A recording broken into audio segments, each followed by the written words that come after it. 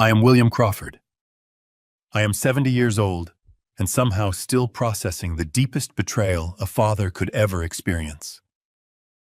As the founder of a multi-million-dollar commercial heating and cooling empire, I spent my entire life building a legacy to provide for my family. Last month, during an upscale dinner meant to honor my late wife, my son slammed his scotch glass on the table, pointing a finger directly in my face. "Stop wasting my money," he hissed. I did not scream. I simply looked at him in dead silence. The very next day, I emptied every single bank account he thought he controlled, and I disappeared completely.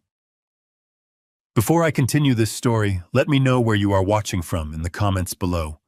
Hit like and subscribe if you have ever had to stand up to family who underestimated your worth. Columbus, Ohio. It was a bitterly cold Tuesday evening in November.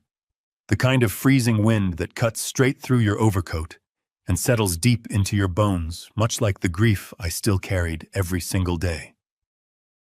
We were sitting in a dimly lit, high-end steakhouse downtown. I was paying, of course. I always paid. The dinner was supposed to be a sacred occasion. We were gathered to mark the 3rd anniversary of the passing of my wife Diane. Diane was my absolute rock. She was the woman who stood by my side when I was just a 20-something kid, hauling heavy industrial air conditioning units out of a rusted Ford van. Back then, I was busting my knuckles open every single day, working 90-hour weeks just to keep the lights on. She was the heart of our family, the quiet strength behind Crawford Commercial HVAC. Together, through decades of sheer grit and relentless sacrifice, we grew that tiny operation into a $40 million enterprise. Now sitting at this luxurious table, it was just me, my 35-year-old son Derek, and his wife Monica. Derek had taken over as the chief executive officer of the company exactly 1 year ago. I had stepped back, taking the title of chairman, believing it was finally time to let the next generation lead. Monica, a former real estate agent with a dangerous taste for flashy designer labels and exclusive country clubs, sat next to him. She was casually sipping a $30 glass of imported wine, looking bored and completely detached from the emotional significance of the evening. The ambiance in the restaurant was refined and peaceful. Soft jazz music played in the background, crystal glasses clinked in toasts, and waiters moved quietly around the dining room. But our table felt suffocatingly heavy. There was a palpable toxic tension hanging in the air that I had been trying to ignore for months. Derek had been acting strange, distant, and increasingly arrogant, but I had continuously made excuses for him. I told myself he was simply adjusting to the immense pressure of running a massive corporation. I was wrong. When the waiter cleared our main courses and poured the last of the wine, I felt it was the right moment to share a personal decision. It was a decision that had been bringing me a rare sense of comfort during a difficult week of mourning. I reached into the breast pocket of my tailored suit jacket and pulled out my personal leather-bound checkbook. I set it gently on the crisp white tablecloth. I looked directly at Derek, searching desperately for a trace of his mother in his eyes. "I have been thinking a lot about your mother this week," I said, keeping my voice steady, calm, and low. "You know how much she loved the St. Jude Community Church. That old building has been struggling with a collapsing roof for over 5 years. Diane always talked about fixing it for them. So to honor her memory tonight, I am going to write a check for $50,000 from my personal savings account to cover the complete restoration of the church roof." I expected a simple nod of approval. I expected perhaps a shared moment of grief, a quiet acknowledgement of the incredible woman who gave him life. I expected my son to understand that this was a deeply personal tribute to the very foundation of our family.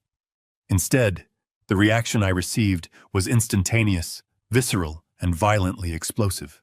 Derek snatched his heavy crystal Scotch glass from the table and slammed it down with such brute, uncontrolled force that the stem completely shattered in his grip. The sharp, terrifying crack of breaking glass echoed instantly through the elegant dining room. Several patrons at nearby tables stopped their conversations and turned their heads in shock. Jagged shards of crystal ice cubes and amber liquid spilled wildly across the white linen, soaking into the pristine fabric like a dark, ugly stain. Derek leaned aggressively across the table, invading my personal space. His face flushed a dark, furious red, the veins in his neck bulging against his expensive silk tie. He thrust his index finger directly into my face, his eyes wide, manic, and completely unhinged. "Stop wasting my money." He hissed the words with a venomous, guttural intensity that carried effortlessly over the soft jazz music.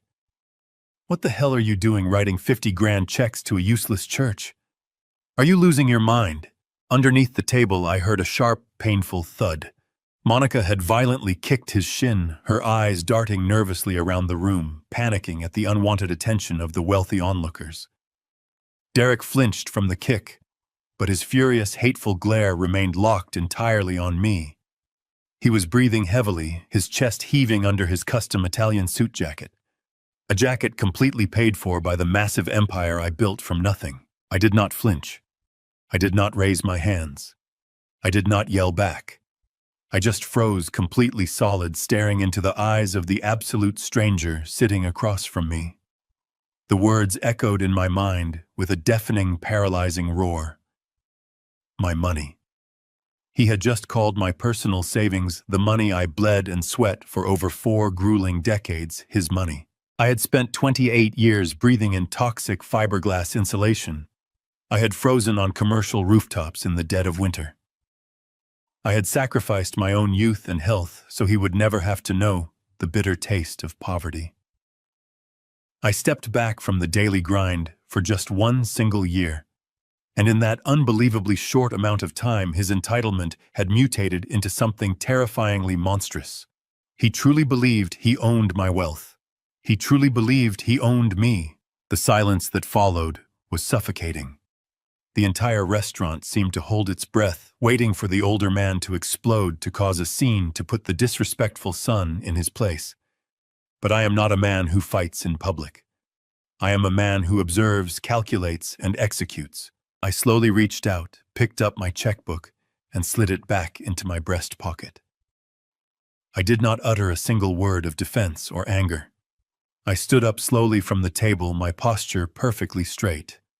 I reached into my wallet, pulled out 2 crisp $100 bills, and dropped them onto the soaked, glass-covered tablecloth to cover the ruined meal. I turned my back on my son and his wife. I walked out of the restaurant, pushing through the heavy wooden doors and stepping out into the freezing Columbus night. The chilling wind hit my face, but I barely felt it. My mind was completely clear. My heart, though broken, was beating with a cold, terrifying new purpose. I knew right then, without a shadow of a doubt, that the war for my life had already started. I would not be a victim. I would be the architect of their absolute and total destruction. I woke up before dawn the next morning. Decades of waking up at 4:30 to load trucks and review blueprints had permanently hardwired my internal clock. The house was painfully quiet. It was a massive, sprawling brick estate in Upper Arlington that Diane and I had purchased 20 years ago. Without her, it just felt like an empty museum. I brewed a pot of black coffee and sat at the kitchen island, watching the frost cling to the bare branches of the oak trees in the backyard. My mind was replaying the events of the previous night. Derek shattering the glass, the rage in his eyes, the terrifying sense of entitlement. My money, he had said. The coffee tasted like ash in my mouth. By 8 o'clock, the winter sun was barely breaking through the thick gray Ohio clouds. That was when the heavy brass knocker on my front door echoed through the silent hallway. I was not expecting anyone. I set my mug down slowly, walked across the expansive foyer, and I carefully opened the heavy front door. Derek and Monica were standing on my front porch. The freezing wind was whipping Monica's perfectly styled blonde hair across her face. Derek was holding a massive shrink-wrapped Harry and David fruit basket, complete with an oversized, ridiculous gold ribbon. He looked awful. His eyes were bloodshot, and his skin had the pale, clammy sheen of a man who had spent the entire night nursing a severe Scotch hangover. Monica, on the other hand, looked impeccably put together, in a tailored cashmere coat holding a pair of expensive leather gloves. She wore a bright, incredibly forced smile that did not quite reach her eyes. "Dad." Derek said, his voice raspy and remarkably smaller than the booming roar he had used at the steakhouse. "Can we come in, please? We really need to talk to you." I stared at them for a long, heavy moment. My instincts, the same instincts that had saved my company from bankruptcy during 3 separate economic recessions, told me to shut the heavy wooden door right in their faces. But a good businessman never closes a door until he knows exactly what the person on the other side is trying to sell him. I stepped back silently, pulling the door wide to let the freezing air and my uninvited guests inside. They stepped into the warm foyer, bringing the scent of expensive perfume and nervous sweat with them. Derek practically shoved the heavy fruit basket into my hands. I took it, feeling the absurd weight of the overpriced pears and gourmet cheeses, and carried it into the kitchen. I set it down on the granite counter, without removing the ridiculous gold ribbon. I gestured toward the living room, leading them into the formal sitting area that Diane had decorated with so much love. I took my usual armchair by the fireplace. Derek and Monica sat tightly together on the edge of the long leather sofa, looking like 2 guilty teenagers called into the principal's office. The silence in the room stretched out thick and suffocating. I did not offer them coffee. I did not offer them water. I simply crossed my hands in my lap and waited for them to speak. In negotiations, the first person to break the silence is usually the one who loses. I had the patience of a stone. Derek cracked first. He leaned forward, resting his elbows on his knees, and buried his face in his hands for a brief theatrical second. "Dad, I am so incredibly sorry about last night." He began, his voice laced with manufactured, heavy remorse. "My behavior at the restaurant was completely unacceptable. I was out of line, and I deeply regret causing a scene, especially on the anniversary of Mom passing away. I know how much that meant to you." I remained perfectly still, my expression neutral. I did not offer a nod of forgiveness. Derek swallowed hard, shifting uncomfortably on the leather cushion. "It is just the stress, Dad. The pressure of running Crawford Commercial HVAC is eating me alive. We are expanding into the Cleveland and Cincinnati markets simultaneously, and the supply chain issues are causing massive delays with our industrial rooftop units. I have not slept a full night in 3 weeks. Last night I had way too much scotch on an empty stomach. When you pulled out that checkbook to give away $50,000, I just panicked," I snapped. "I felt like the weight of the entire company was crushing my chest, and I took it out on you. Please, you have to believe me. That is not who I am." I did not mean those words. I listened to his excuse, analyzing every syllable. He was blaming the alcohol. He was blaming the supply chain. He was blaming the very company I had built and handed over to him on a silver platter. He was taking absolutely zero genuine accountability for the hatred and entitlement that had poured out of his mouth. Before I could even formulate a response to his hollow apology, Monica smoothly leaned forward and placed a manicured, comforting hand over Derek's knee. She looked at me with an expression of profound, sickeningly sweet concern. "It is the absolute truth, William," she said softly. Her voice was pure velvet, dripping with calculated empathy. "Derek has been working himself to the bone to make you proud. But honestly, we have both been terribly worried about you lately. You have been living alone in this massive house for 3 years now. Grief does strange things to the mind." My heart slowed to a steady, cold rhythm. I looked at her. "Worried about me?" I asked, my tone dangerously flat. "Yes," Monica continued without missing a beat. "You are so generous, William. Sometimes too generous. We have been reading these awful reports about elder fraud, about scammers and shady organizations preying on wealthy older men who live alone. People who manipulate grief to extract large donations. When you pulled out your checkbook last night to hand over 50 grand to that old church, Derek just panicked because he wants to protect you. He meant to say our family money, not his money. He was just terrified that you were being taken advantage of by opportunistic strangers. She smiled, tilting her head with a look of practiced maternal concern. It was a brilliant, highly plausible lie. She was painting my act of charity as a symptom of vulnerable senility, and painting Derek's violent outburst as an act of protective love. That is why we quietly took the necessary initiative to set up a family protection trust last week, Monica added smoothly. Just to shield your personal assets from potential scammers. It is just a very standard and necessary safety measure for older high-net-worth individuals. I nodded slowly, forcing the hard lines of my face to soften, pretending to accept their seemingly genuine apology. But deep inside my chest, my 40 years of corporate business instincts were screaming a deafening warning. The terrifying phrase "family protection trust" immediately sounded suspiciously like a completely permanent and unbreakable legal cage. After they finally left my house, taking their hollow apologies and their expensive fruit basket with them, the silence of the massive estate felt heavier than before.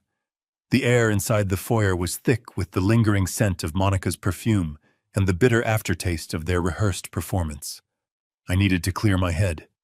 I needed to be somewhere that felt real, somewhere far away from the polished granite and the suffocating silence. I went out to the detached garage and pulled the canvas cover off my vintage 1978 Ford pickup truck. It was the very first vehicle I ever bought brand new with cash from the HVAC business. It was forest green, meticulously maintained, and completely devoid of modern touchscreens or digital trackers. Driving it always reminded me of who I really was before the millions, before the corporate boardroom, before the greed infected my family. It was just a machine of pure steel and combustion, honest and straightforward. I turned the ignition key, and the heavy engine roared to life, filling the garage with the rich smell of exhaust and old leather. I backed the truck out into the freezing Columbus afternoon. The sky was the color of bruised iron threatening snow. I drove toward the industrial side of town to a small, independent mechanic shop owned by a man named Arthur. Arthur was a guy who worked with his hands, a man who understood the value of hard labor. I had scheduled a simple winter tune-up a few weeks prior. It was nothing major, just new spark plugs, fresh oil, and a quick inspection of the heating core. The drive was cold, but incredibly grounding. The heavy steering wheel and the manual transmission required my complete focus, allowing me to push Derek and his family protection trust out of my immediate thoughts, at least for a little while. I pulled into the gravel lot of the shop, the tires crunching loudly over the frozen stones. Arthur wiped his grease-stained hands on a red shop rag and greeted me with a warm, genuine smile. We spent the next hour talking about engines, the incoming winter storms, and the reliable durability of classic American manufacturing. It was a simple, honest interaction. There were no hidden agendas, no calculated words, just two men talking about things that made absolute and perfect sense. When the work was finally completely finished, Arthur walked behind the scratched wooden counter to ring me up. The total came out to exactly $415. It was a completely trivial amount of money for a man in my financial position. I reached into my thick leather wallet and pulled out my heavy black card. This was a private wealth management card, an account with no preset spending limit tied directly to a massive reservoir of liquid cash I had accumulated over decades of relentless work. I handed the heavy metal card to Arthur. He took it, admiring the solid weight of it for a brief second, and swiped it through his dusty electronic payment terminal. We continued chatting about the local college football scores while the machine processed the transaction. A few seconds later, the terminal let out a sharp, harsh, negative beep. Arthur frowned, looking down at the small digital screen. He wiped the magnetic strip on his apron and swiped the card a second time. The machine beeped again. The exact same sharp, annoying negative sound. Arthur looked up at me, an apologetic and deeply embarrassed expression washing over his weathered face. "William, I am really sorry," he said, keeping his voice incredibly low so the other mechanics in the garage would not hear. "The machine is saying the card is declined." I stared at him, completely uncomprehending. Declined? The single word felt like a physical blow. I had millions of dollars sitting in that specific account. It was an account I used strictly for personal expenses, entirely separated from the corporate finances of Crawford Commercial HVAC. I had never, not once in my entire adult life, had a credit card declined. The sheer impossibility of the situation made my chest suddenly tighten. I forced a calm, reassuring smile, masking the sudden spike of anxiety shooting through my veins. It must be a security flag, I told Arthur, smoothly pulling my phone from my pocket. Sometimes the bank freezes the card if they suspect fraudulent activity. Give me just one moment, Arthur. I will call my private wealth manager directly and have them clear it up immediately. I stepped outside the garage, pulling my heavy wool coat tight against the bitter wind. I dialed the direct private extension for my personal banking manager. His name was Richard, a senior executive at a major national bank who handled my portfolio personally. Normally, Richard answered on the very first ring, greeting me with profound, almost overly eager respect. This time, the phone rang 5 times, 6 times, 7 times. Finally, there was a sharp click. Richard answered the line, but his voice did not project the usual confident professional warmth. He sounded hesitant, breathless, and incredibly terrified. "Hello, William," he stammered, his words stumbling over one another in a frantic rush. "Richard," I said, keeping my tone perfectly measured but incredibly firm. "I am standing at a mechanic shop in the freezing cold, and my primary card was just declined for a $400 charge. I need you to lift whatever security hold is currently blocking my funds right this second." The silence on the other end of the line was absolute and absolutely terrifying. I could actually hear Richard swallowing hard, taking a shaky, incredibly unsteady breath. "William, I am so sorry," he finally whispered, his voice trembling with genuine fear. "I cannot lift the hold. I no longer have the legal authorization to allow you access to those funds." The freezing wind whipped across the gravel lot, biting into my exposed skin. But the sudden cold I felt internally was infinitely worse. "What are you talking about, Richard? It is my account. It is my money." "William, please listen to me very carefully," Richard pleaded, his voice dropping to a frantic, hushed whisper. "First thing this morning, your son Derek and a team of 3 corporate attorneys walked directly into my office. They presented a binding court order signed by a local judge. Your accounts have not been flagged for fraud. Your accounts have been entirely frozen under a co-conservatorship order. Derek has been granted temporary emergency control over all your personal finances, a conservatorship. I am a perfectly healthy and capable man. My mind is completely sharp. My blood runs absolutely cold as the horrifying reality slams directly into my chest. The plausible lie from the morning completely shatters into a million jagged pieces right before my eyes. The Family Protection Trust was not designed to shield my money from outside scammers. It was a weapon designed to meticulously strip me of my independence. They aren't protecting my money at all. They have legally locked me out of my own life. The silent war for my absolute freedom has officially and irreversibly begun today. I hung up the phone and stood frozen in the biting winter wind. The gravel under my boots felt unsteady, as if the very earth had suddenly shifted on its axis. A conservatorship. The sheer magnitude of that legal maneuver echoed through my mind, drowning out the ambient noise of the busy mechanic shop behind me. Derek had not just frozen my personal checking accounts. He had executed a calculated, precise legal strike to strip me of my fundamental human autonomy.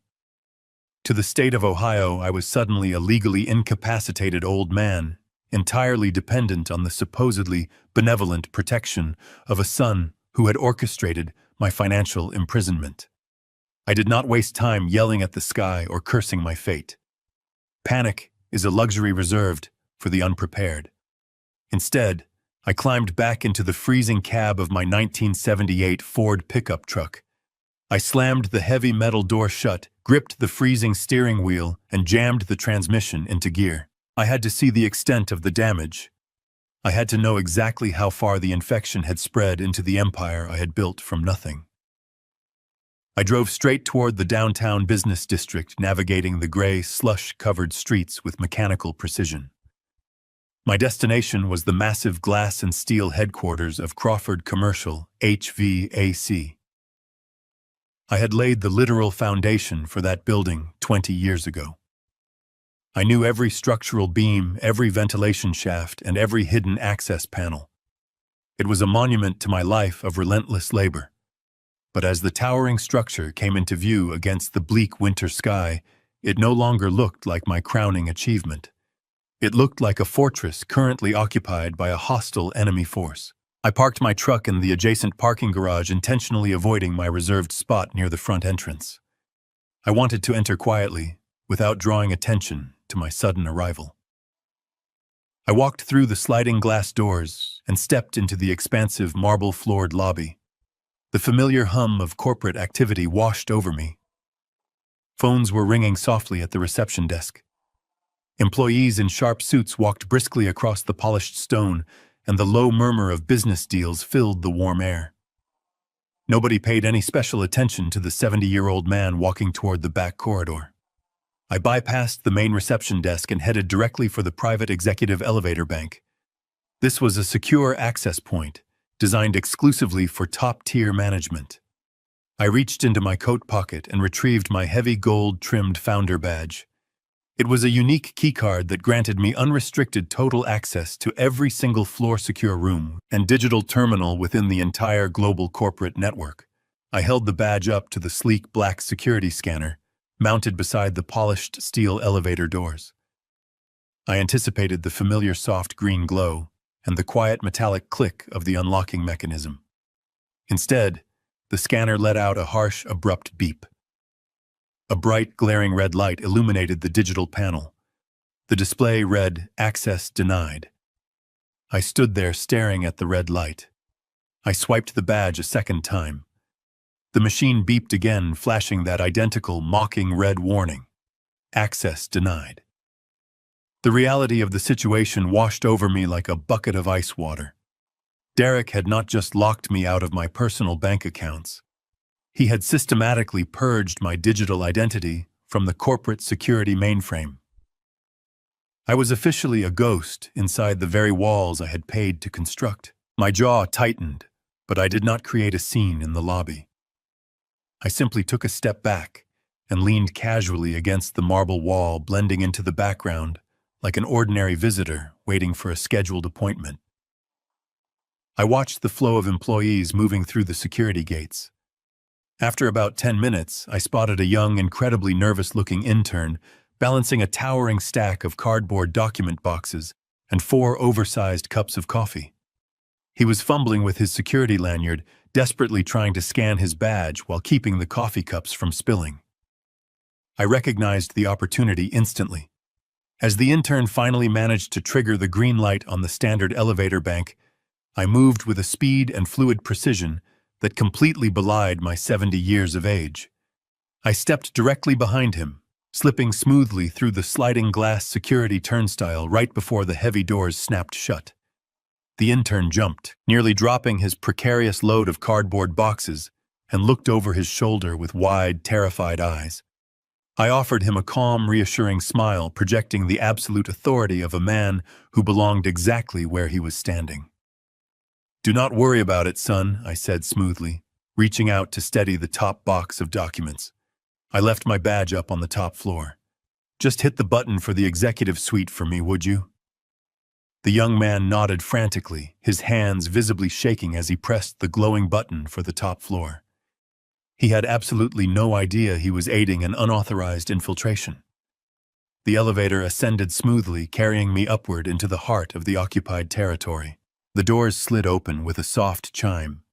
I stepped off the elevator and walked silently down the pristine carpeted hallway of the executive floor.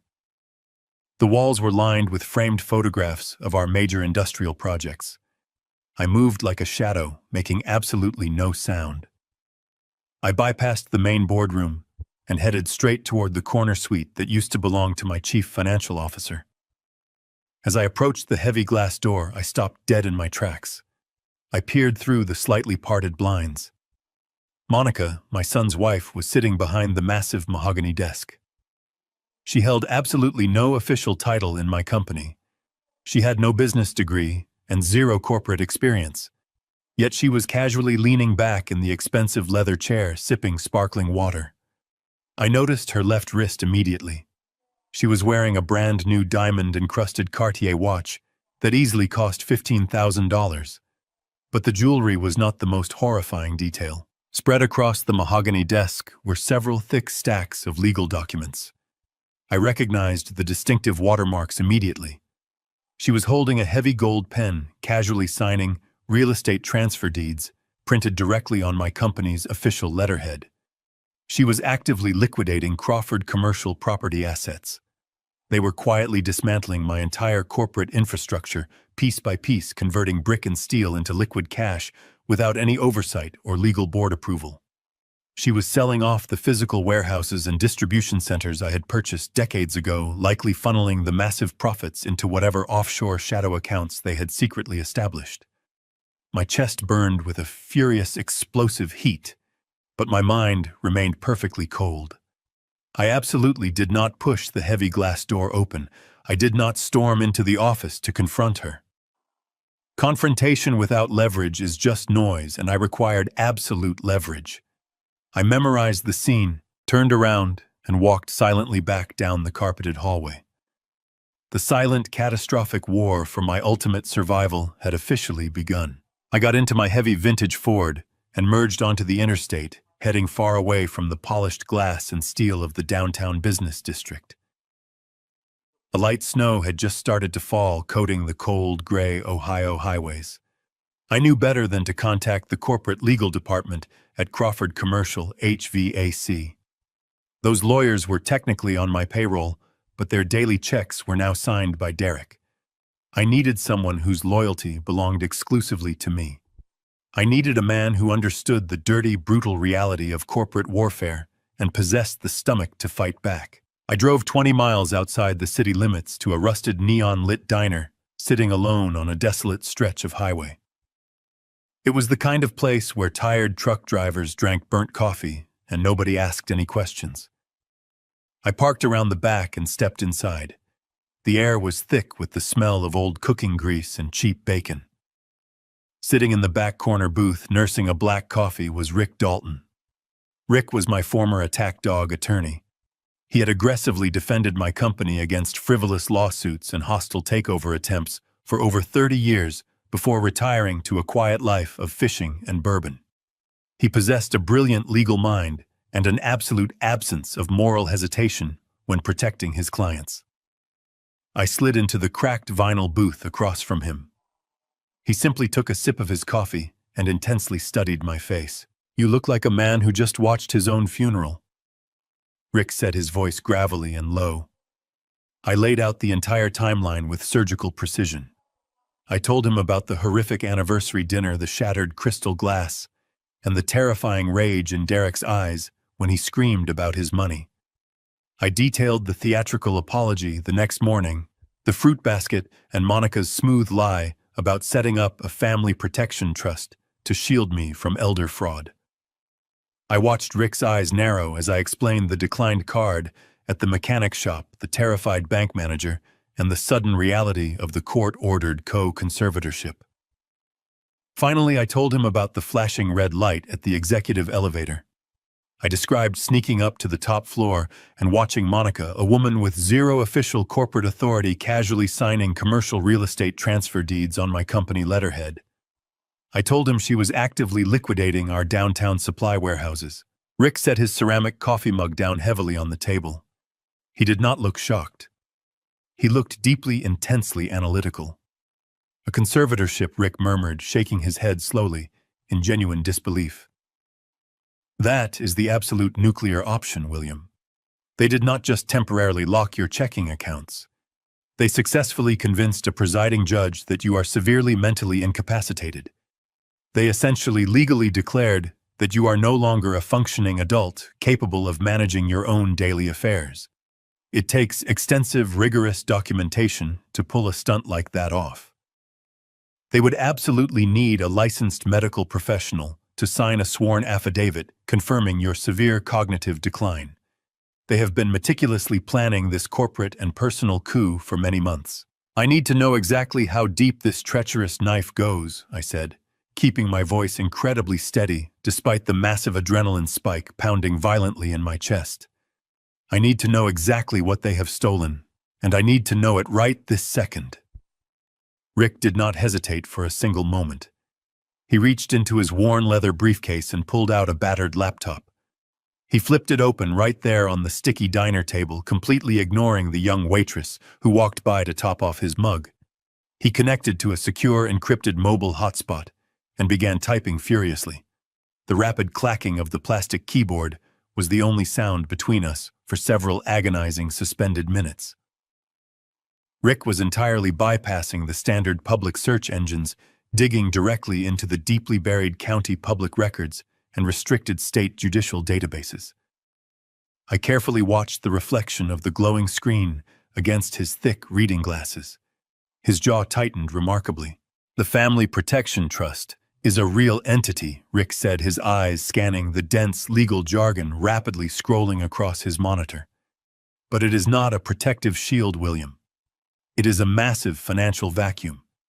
They deliberately structured it as an ironclad, irrevocable trust, specifically naming Derek as the primary controlling trustee and Monica as the secondary. They have already aggressively funneled the vast majority of your liquid personal assets into it.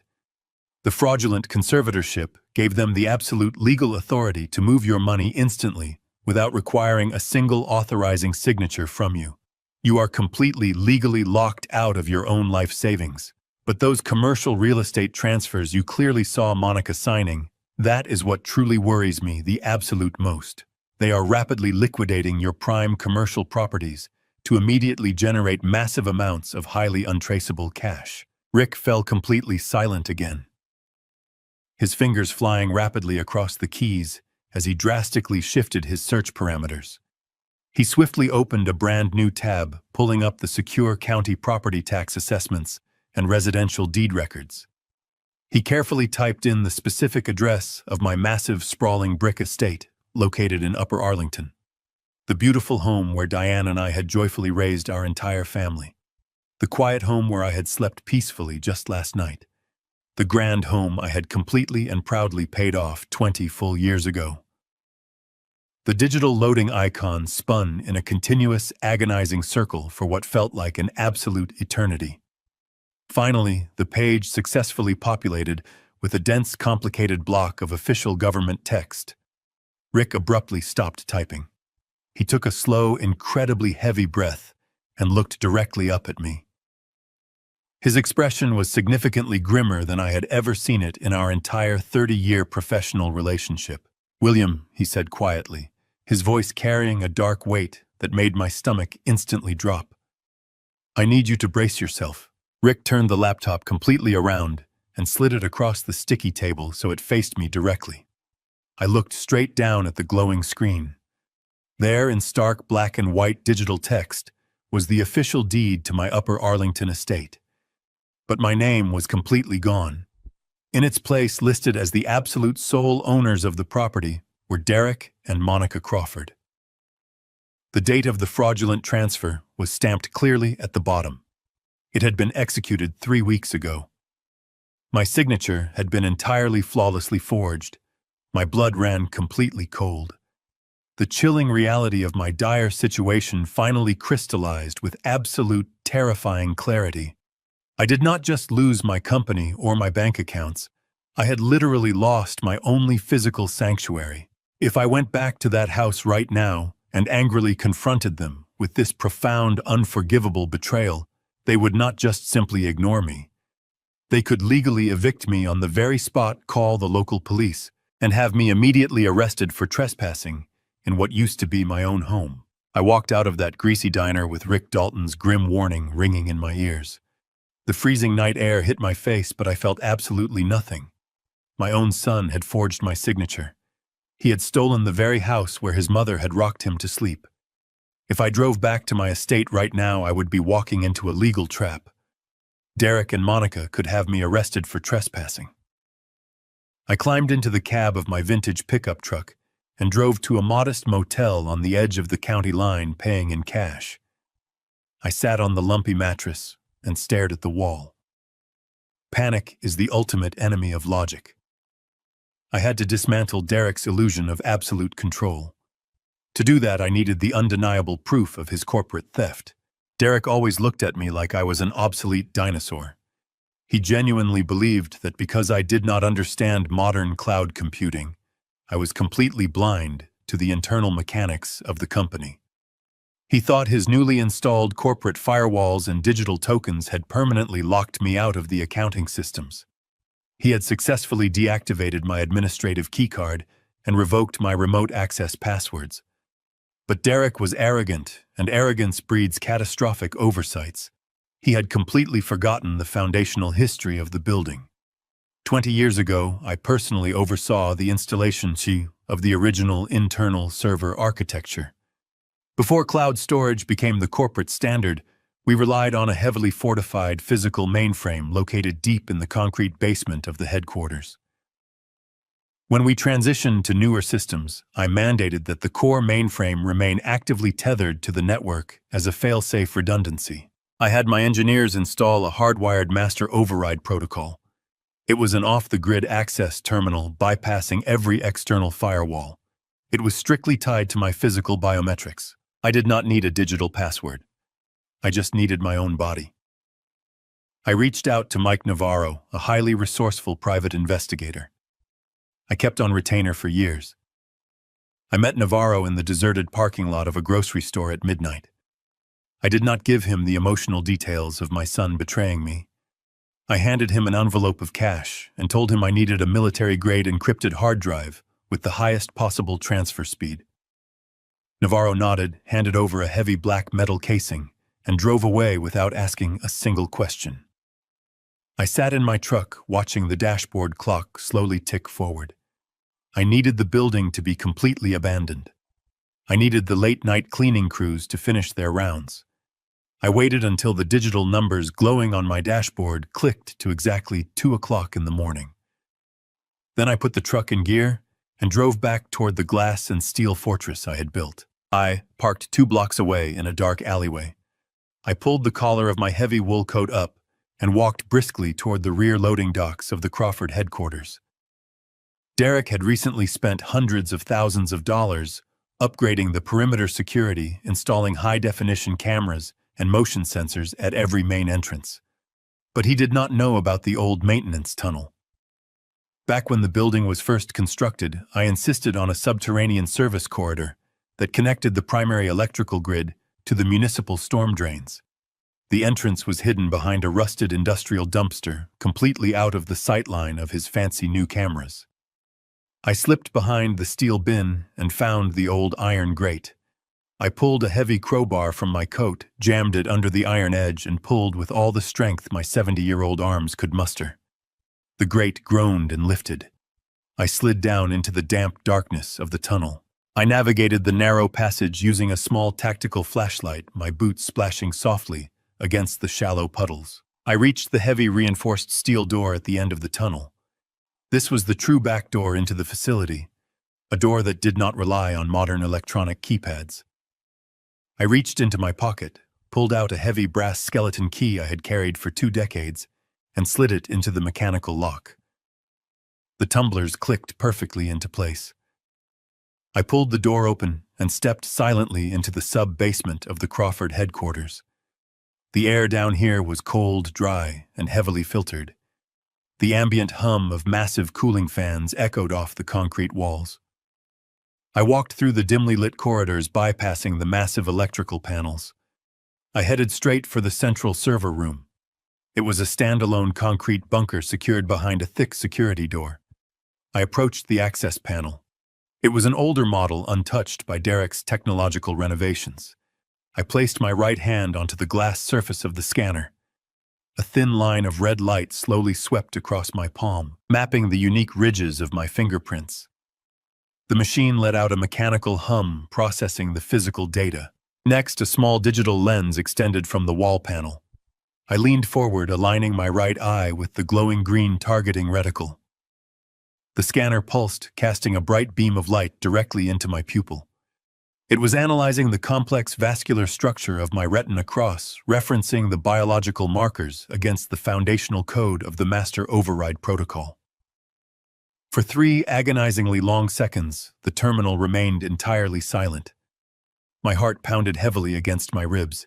If the engineers had dismantled this system without telling me the silent alarms would trigger immediately, I would be trapped in the basement waiting for the police to arrive and arrest me for corporate espionage in my own building. Then the heavy steel door emitted a loud, satisfying electronic clack. A thick green light illuminated the access panel. The heavy deadbolts retracted smoothly into the walls. I grabbed the handle and pulled the door open. I stepped into the freezing server room.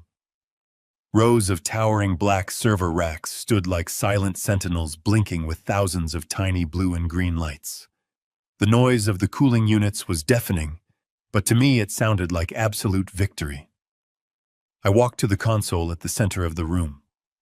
I flipped the cover off the master override port, exposing the raw physical connection to the corporate network. I unzipped my coat, pulled out the military-grade encrypted hard drive Navarro had provided, and plugged the thick black cable directly into the mainframe terminal. A command prompt instantly booted on the dusty monitor. The system had successfully recognized my biometric authority. I was fully in. I typed in a rapid sequence of legacy command codes, bypassing Derek's modern accounting software and diving straight into the raw, unfiltered root directories. I targeted the hidden financial folders, the deeply buried files that Derek thought he had perfectly concealed. I hit the execution. The progress bar flashed onto the screen. I stood alone in the freezing basement watching the digital numbers climb as I systematically began downloading the last 12 months of Derek's secret shadow accounting. The blue glow of the progress bar crept across the monitor like a glacier. I stood in the freezing chill of the sub-basement, my breath forming faint white clouds in the highly filtered air. The military-grade hard drive hummed quietly, digesting massive blocks of compressed financial data. I knew the complete transfer would take at least 20 minutes. 20 minutes was a dangerous eternity when you were infiltrating your own corporate headquarters in the dead of night. To pass the agonizing time and to satisfy the burning anxiety in my chest, I opened a secondary window on the terminal. I bypassed the main directory and manually accessed the raw data packets filtering through the network bridge. I wanted to see exactly what Derek had been hiding behind his fabricated firewalls. I opened the master ledger for the third quarter. The spreadsheet populated instantly, filling the screen with thousands of individual line items. At a casual, superficial glance, everything looked perfectly normal.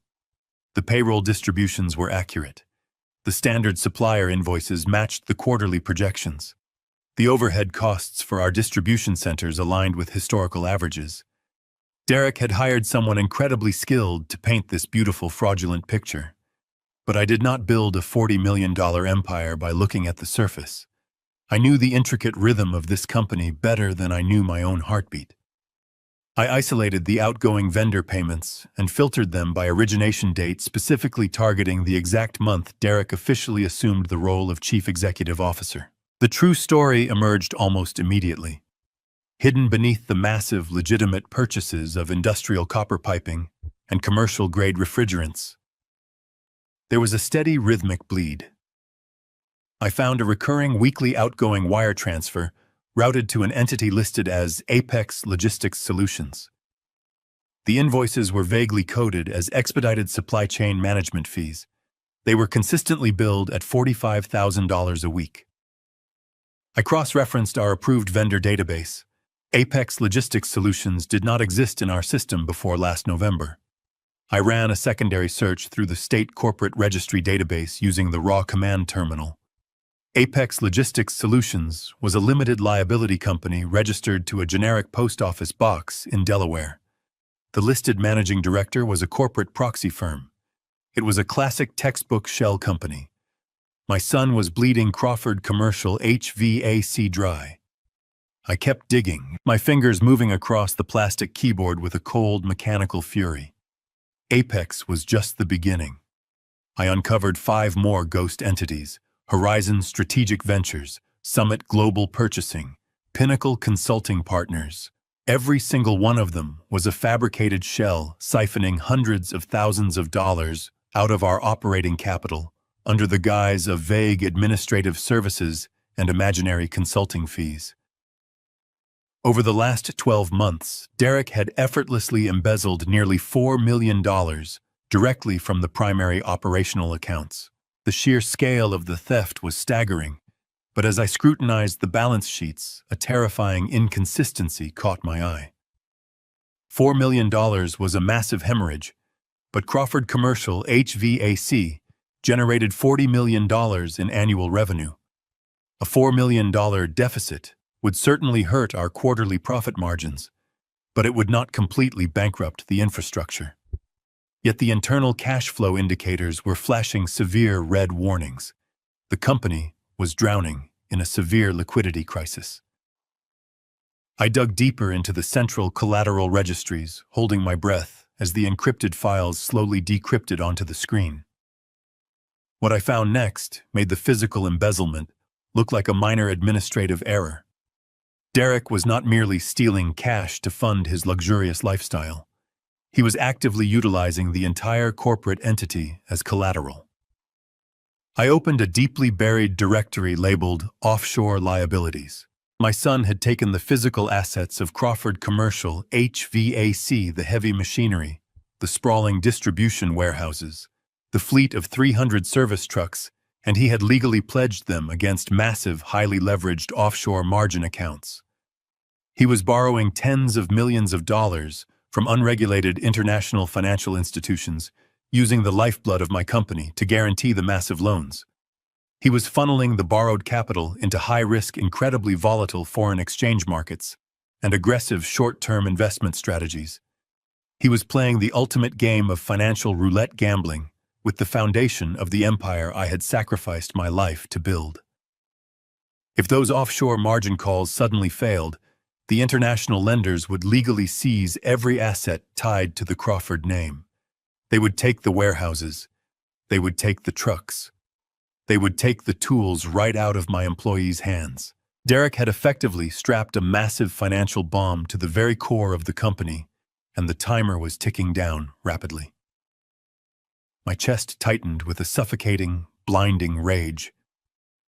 I gripped the edge of the metal server rack, my knuckles turning completely white. He had looked me straight in the eye at that high-end steakhouse, slammed his crystal glass on the table, and screamed about me wasting his money. He was projecting his own catastrophic financial ruin directly onto me. He needed the Family Protection Trust to absorb my personal wealth because he had decimated the corporate wealth. The progress bar on the monitor finally hit 100%. A green notification box popped onto the screen confirming the massive data transfer was completely successful. I ejected the military-grade hard drive from the port and slipped it deep into the inside pocket of my thick winter wool coat. I closed the raw command terminal, wiping my digital footprint from the master override registry to ensure Derek's technology team would never realize I had breached their fortress. I sealed the access port tight and stepped back into the dark, freezing concrete corridor of the sub-basement. The heavy steel security door clicked shut loudly behind me, re-engaging the massive internal deadbolts automatically with a heavy thud. I finally possessed the raw financial data. I possessed the undeniable proof of his offshore financial fraud and the devastating, reckless collateralization of my entire life's work. I could hand this encrypted hard drive to the federal authorities in the morning and watch my son be carried away from his office in steel handcuffs. But the raw financial data alone was simply not enough. The accounting ledgers definitively proved the underlying mechanics of the corporate theft, but they completely failed to reveal their tactical strategy. Derek and Monica had successfully orchestrated a fraudulent medical conservatorship to strip away my human rights and steal my home. They obviously possessed a specific, meticulously coordinated physical plan to remove me from the daily equation permanently. I desperately needed to know exactly when they intended to execute their final devastating blow against me. I needed to know their exact timeline before they could manage to blindside me again with another devastating legal or medical attack. I could not simply leave the building tonight and passively wait for their invisible trap to suddenly spring completely shut around my neck. I needed active ears directly inside the executive suite. I absolutely needed to hear every single spoken word they exchanged in the complete, undisturbed privacy of that massive, luxurious corner office. I slipped the heavy encrypted hard drive deeper into my thick wool coat and turned my back on the glowing server banks. The concrete sub-basement was eerily quiet as I retraced my steps through the dimly lit corridors.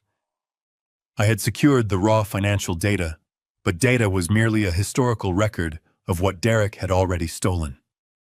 I needed forward intelligence. I needed the tactical blueprint of their next move against me. To get that, I had to ascend into the belly of the beast. I bypassed the main service elevator, knowing its digital tracking log would record any movement even with an override command. Instead, I moved toward the central concrete stairwell. The heavy steel fire door groaned slightly as I pulled it open. I began the arduous climb to the top floor of the corporate headquarters. The physical exertion burned in my 70-year-old lungs, but the cold fury radiating through my veins pushed me upward. I climbed past the manufacturing floors, the logistics departments, and the human resources divisions. Every floor represented a distinct chapter of my life, a piece of the sprawling empire I had built with my bare hands and endless sacrifice. Now it was entirely occupied by a son who viewed my legacy as his personal slush fund. I reached the heavy fire doors of the executive level. The corridor beyond was pitch black, illuminated only by the faint ambient glow of emergency exit signs. The thick plush carpeting completely absorbed the sound of my heavy winter boots as I moved silently down the hallway. I passed the boardroom and the senior vice president's suites, keeping my eyes fixed firmly on the massive double doors at the far end of the hall. Derek's corner office, the nerve center of his fraudulent operation. The door was locked with a modern biometric deadbolt, a costly security upgrade he had installed immediately after taking over my position as chief executive officer. He genuinely believed that modern technology made him invincible. He forgot that I was the man who oversaw the installation of the very doors he stood behind. I reached into my pocket and retrieved a small specialized magnetic bypass key. Navarro had provided it to me weeks ago when my suspicions first began to materialize. I slid the thin strip of magnetized metal directly into the microscopic gap between the digital strike plate and the door frame. I wiggled it gently, applying precise pressure until I heard the faint, satisfying click of the mechanical tumbler releasing. The heavy wooden door swung inward on silent hinges. I stepped into the vast executive suite and closed the door softly behind me. The room was bathed in the pale, ghostly light of the winter moon shining through the floor-to-ceiling windows. The sheer opulence of the space was sickening. Derek had completely renovated my old office. He had torn out my practical oak desk and replaced it with a massive slab of imported Italian marble. He had installed a private wet bar and filled the shelves with crystal decanters and bottles of scotch that cost more than my first service van. He was living like a billionaire king on the edge of a catastrophic financial precipice. I walked deliberately across the room and stood directly behind his marble desk. I reached into the inner lining of my coat and pulled out a small sealed plastic envelope. Inside was a piece of military-grade surveillance equipment procured by Mike Navarro. It was a micro-audio transmitter barely the size of a standard coin cell battery.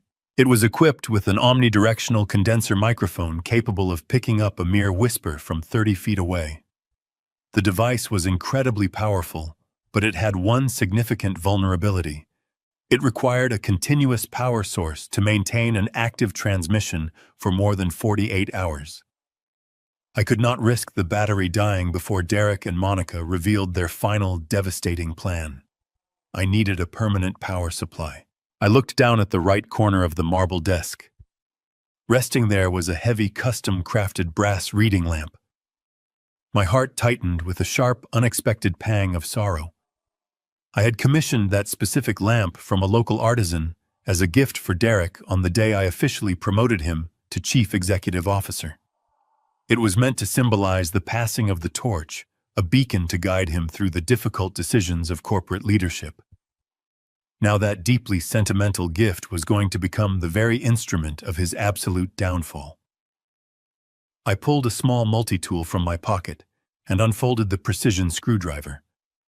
I carefully laid the heavy brass lamp on its side across the smooth marble surface, making sure not to scratch the polished stone. I removed the protective felt pad from the bottom and began unscrewing the heavy base plate. The tiny metal screws yielded easily to my deliberate, steady pressure. I lifted the base plate away, exposing the internal electrical wiring of the lamp. The thick copper power cord was spliced neatly into the main rotary switch. I took a small pair of wire strippers from my coat and carefully peeled back a 1/4 inch of the black rubber insulation, exposing the live wires. My hands were remarkably steady. The adrenaline focused my vision, allowing me to execute the delicate mechanical work with absolute precision. I took the micro-audio transmitter and examined the 2 tiny power leads extending from its casing. I meticulously wrapped the fragile transmitter leads directly around the exposed copper wires of the desk lamp. I pulled a small roll of black electrical tape from my pocket and tightly wrapped the spliced connections, ensuring there was absolutely no risk of a short circuit. As long as the lamp remained plugged into the wall outlet, the surveillance bug would draw a continuous, undetectable trickle of electricity. The microphone was positioned perfectly flush against the hollow ventilation gap near the base of the brass casing. It was an absolutely flawless, invisible integration. I carefully replaced the heavy base plate, aligning the tiny screws with their original threading. I tightened them down securely and pressed the protective felt pad back into place. I stood the lamp upright and returned it to its exact original position on the right corner of the marble desk. I took a soft microfiber cloth from my pocket and meticulously wiped down the brass casing, the marble surface, and the edges of the desk, erasing any trace of my fingerprints or physical presence. The office looked completely undisturbed. The expensive Scotch bottles sat in silence. The leather chairs remained perfectly aligned. Derek would walk into this room in a few hours, completely oblivious to the fact that his father had turned his sanctuary into a live broadcasting station. I turned my back on the executive suite and slipped quietly back into the darkened hallway. I retraced my steps with calculated speed, moving down the central stairwell and back into the freezing concrete sub-basement. I pushed the heavy iron grate aside and crawled through the maintenance tunnel, emerging behind the rusted industrial dumpster. The freezing winter wind bit into my face as I walked quickly through the dark alleyways heading back to my vintage pickup truck. I climbed into the freezing cab and locked the heavy metal doors. My breathing was heavy, my muscles aching from the intense physical and emotional strain of the infiltration. But I could not rest. I reached into the glove compartment and pulled out the small black receiver unit Navarro had provided with the transmitter. I plugged a single molded earpiece into the jack and secured it firmly in my right ear. I flipped the power switch on the side of the receiver. The small digital screen glowed bright red, indicating a strong active connection. A soft crystal-clear hiss of static filled my ear. I reached over and tapped the volume dial. I could hear the faint, distant hum of the building's massive heating system filtering through the microphone. I could hear the subtle shifting of the ambient air pressure inside the corner office. The audio feed was absolutely flawless. I leaned back against the worn leather seat of my truck, staring through the frost-covered windshield at the towering glass headquarters across the street. The digital clock on my dashboard read 3:30 in the morning. I had the financial data. I had the live surveillance feed. The trap was set. Now, I sit in the freezing darkness and wait for them to speak. For 3 agonizing days, I lived entirely inside the cab of my vintage Ford pickup truck. I parked in the back corner of a busy coffee shop parking lot, completely blending in with the daily flow of morning commuters and delivery vans. The spot gave me a perfect unobstructed view of the Crawford commercial headquarters just down the street. The weather had turned brutally unforgiving. A relentless freezing sleet battered the windshield, layering the glass in a thick sheet of gray ice. I kept the engine running just enough to prevent the heater core from freezing over, surviving on bitter black coffee and stale protein bars.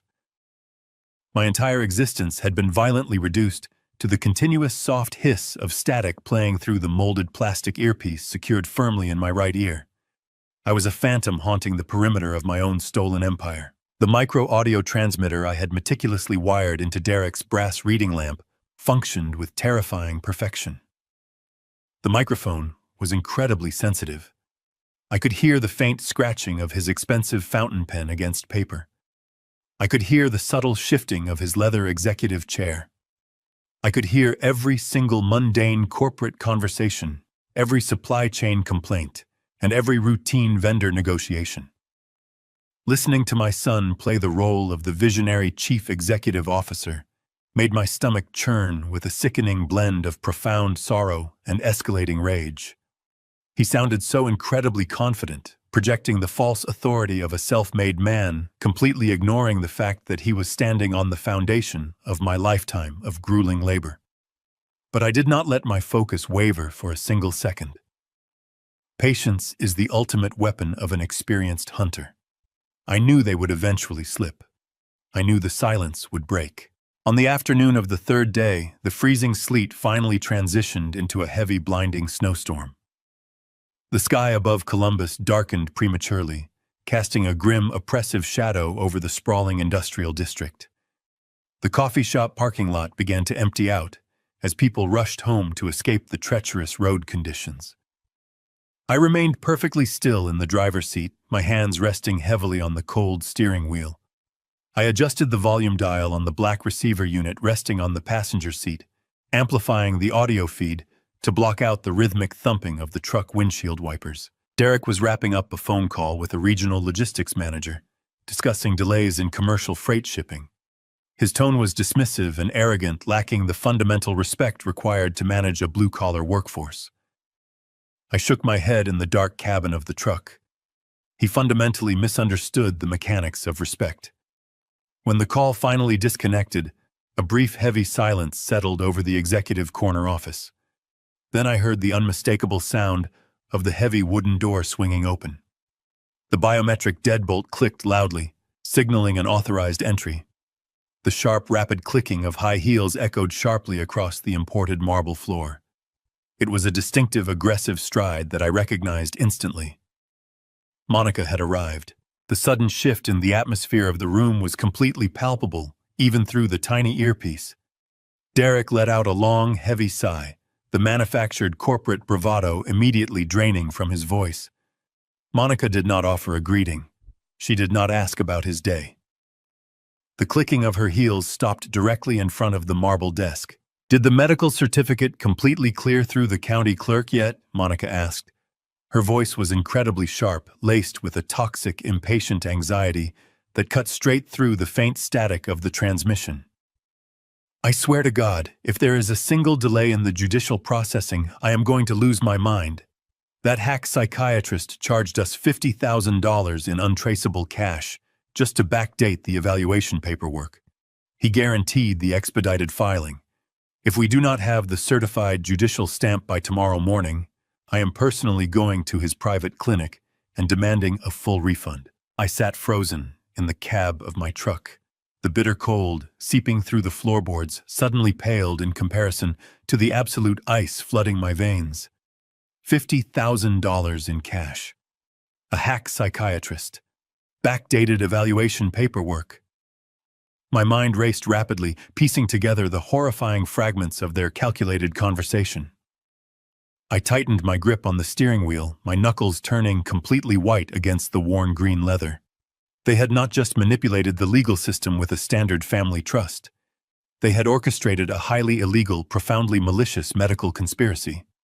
They had literally purchased a fraudulent medical diagnosis from a corrupt physician to scientifically validate their fabricated claims of my mental incompetence.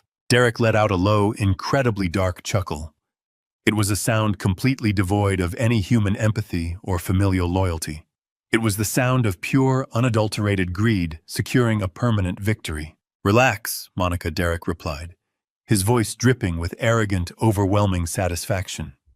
"You worry entirely too much." The cash payment completely secured his total cooperation. The doctor was incredibly thorough. He fabricated a comprehensive 3-year medical history detailing a rapid, aggressive cognitive decline. He falsified the clinical observation records, the mandatory memory test results, and the sworn neurological affidavits. The paperwork was absolutely bulletproof. I spoke directly with our lead litigation attorney 20 minutes ago. It is done. The presiding probate judge officially signed off on the Stage 2 Alzheimer's disease diagnosis this morning. The emergency hold has been permanently legally validated. The permanent conservatorship is officially ours. The words hit me like a devastating physical blow to the chest. Stage 2 Alzheimer's disease. The sheer, breathtaking malice of their strategy finally revealed itself in its absolute entirety. They had not just temporarily frozen my personal checking accounts to prevent me from writing charitable donations. They had successfully legally convinced the entire judicial system that my brain was fundamentally broken. They had submitted a completely fabricated, incredibly detailed medical history, proving that I possessed a rapidly deteriorating, incurable neurological disease. By purchasing that specific permanent diagnosis, they had effectively legally erased my mind. I stared blindly through the frost-covered windshield of my truck. The heavy snow continued to fall, burying the city in a thick layer of suffocating white. I was a completely healthy, highly functioning 70-year-old man who had built a massive corporate empire from absolute scratch. But in the eyes of the law, I was now officially a tragic, mindless shell of a human being, entirely dependent on the total mercy of a son who absolutely despised me. The sickening reality settled deeply into my bones. They were not merely stealing my life savings to fund their pathetic, superficial luxury lifestyle. They were intentionally terminating my sovereign legal existence. They had effectively buried me alive inside a permanent, unbreakable medical cage. Once they officially locked me inside an underfunded dementia ward, nobody would ever believe a single word I said. Any desperate plea for help would be dismissed as the tragic rambling of an old man. They bought a fake medical diagnosis to strip away my human rights. The permanent conservatorship was theirs. For 3 agonizing days, I lived entirely inside the cab of my vintage Ford pickup truck. I parked in the back corner of a busy coffee shop parking lot, completely blending in with the daily flow of morning commuters and delivery vans. The spot gave me a perfect, unobstructed view of the Crawford commercial headquarters just down the street. The heavy snow continued to fall, completely blanketing the windshield in a thick, suffocating layer of white ice. I sat perfectly still in the freezing darkness, my breathing shallow. The tiny black receiver unit resting on the passenger seat emitted a faint, continuous hum. Through the molded plastic earpiece, the live audio feed from my former executive office remained flawlessly crisp. The silence in the corner office suddenly broke, and the conversation rapidly descended into a level of absolute darkness that made my blood run entirely cold. I heard the heavy rhythmic thud of the heavy wooden door swinging open. The sharp, rapid clicking of high heels echoed aggressively across the imported marble floor. Monica walked in. Her voice was incredibly sharp, laced with a toxic, impatient anxiety that cut straight through the faint static of the transmission. "Did the medical certificate clear?" she demanded. "That hack psychiatrist charged us $50,000 cash to backdate the paperwork. I swear to God, if there is a single delay in the judicial processing, I am going to lose my mind." I sat frozen in the cab of my truck. The bitter cold seeping through the floorboards suddenly paled in comparison to the absolute ice flooding my veins. $50,000 in cash. A hack psychiatrist. Backdated evaluation paperwork. My mind raced rapidly, piecing together the horrifying fragments of their calculated conversation. I tightened my grip on the steering wheel, my knuckles turning completely white against the worn green leather. They had successfully orchestrated a highly illegal, profoundly malicious secret medical conspiracy. Derek let out a low, incredibly dark chuckle. It was a sound completely devoid of any human empathy or familial loyalty. "It is done," Derek replied, his voice dripping with arrogant, overwhelming satisfaction. "The court officially signed off on the Stage 2 Alzheimer's disease diagnosis. The permanent conservatorship is ours." The words hit me like a devastating physical blow to the chest. Stage 2 Alzheimer's disease. The sheer, breathtaking malice of their strategy finally revealed itself in its absolute entirety. They had not just temporarily frozen my personal checking accounts to prevent me from writing charitable donations. They had successfully legally convinced the entire judicial system that my brain was fundamentally broken. They had submitted a completely fabricated, incredibly detailed medical history, proving that I possessed a rapidly deteriorating, incurable neurological disease. By purposefully purchasing that highly specific, permanent fake diagnosis, they had effectively legally erased my entire mind. The pacing footsteps suddenly stopped abruptly. I heard the faint clinking of crystal glass against marble.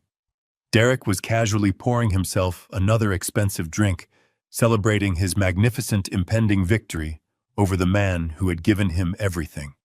"The final logistical phase is completely mapped out and firmly secured," Derek said. "The ambulance is officially scheduled for next Friday at 9 in the morning. They will pick the old man up and take him directly to the lockdown dementia ward at Shady Pines." Shady Pines. The mere utterance of that specific facility name sent a violently cold tremor straight down my spine. It was a notoriously grim, severely underfunded state facility located deep in the forgotten industrial edge of the neighboring county.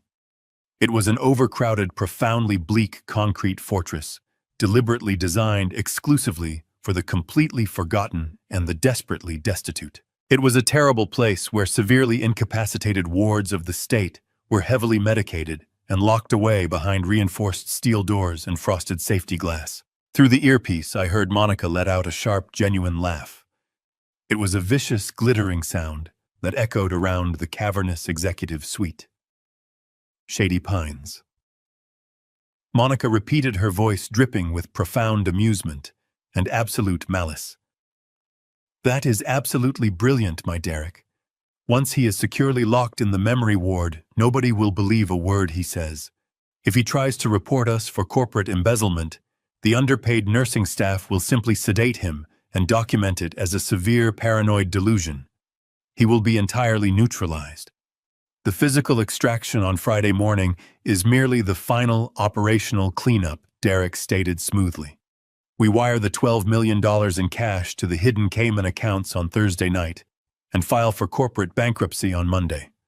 The entire commercial entity will instantly collapse under the massive weight of the highly leveraged offshore margin debt. We will publicly claim that the old man severely mismanaged the corporate supply chain during his rapid cognitive decline." I squeezed my two eyes tightly shut against the blinding panic. The sheer, breathtaking cruelty of their meticulous strategy was almost entirely impossible to fully comprehend. They were entirely weaponizing the horrific reality of severe cognitive decline to execute an absolutely flawless financial execution. They were maliciously going to chemically straitjacket my mind and permanently bury my voice under layers of heavy state bureaucracy. If I aggressively fought back during the physical extraction next Friday, if I yelled and loudly demanded a lawyer, it would only serve to legally validate the fraudulent medical narrative. The transport team would strictly view my righteous anger as aggressive dementia-induced hostility.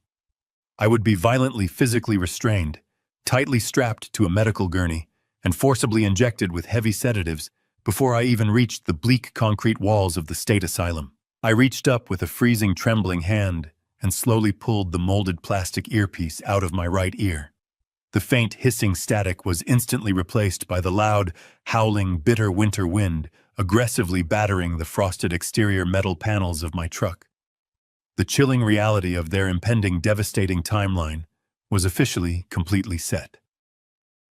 Next Friday, at exactly 9 in the morning, the heavily guarded private ambulance would arrive directly at my front door to to strip away my basic human rights and permanently lock me away in a heavily fortified state asylum. On Thursday night, they would ruthlessly wire $12 million to the untraceable Cayman Islands. On Monday morning, they would completely obliterate the $40 million corporate empire I had relentlessly sacrificed my entire adult life to meticulously construct.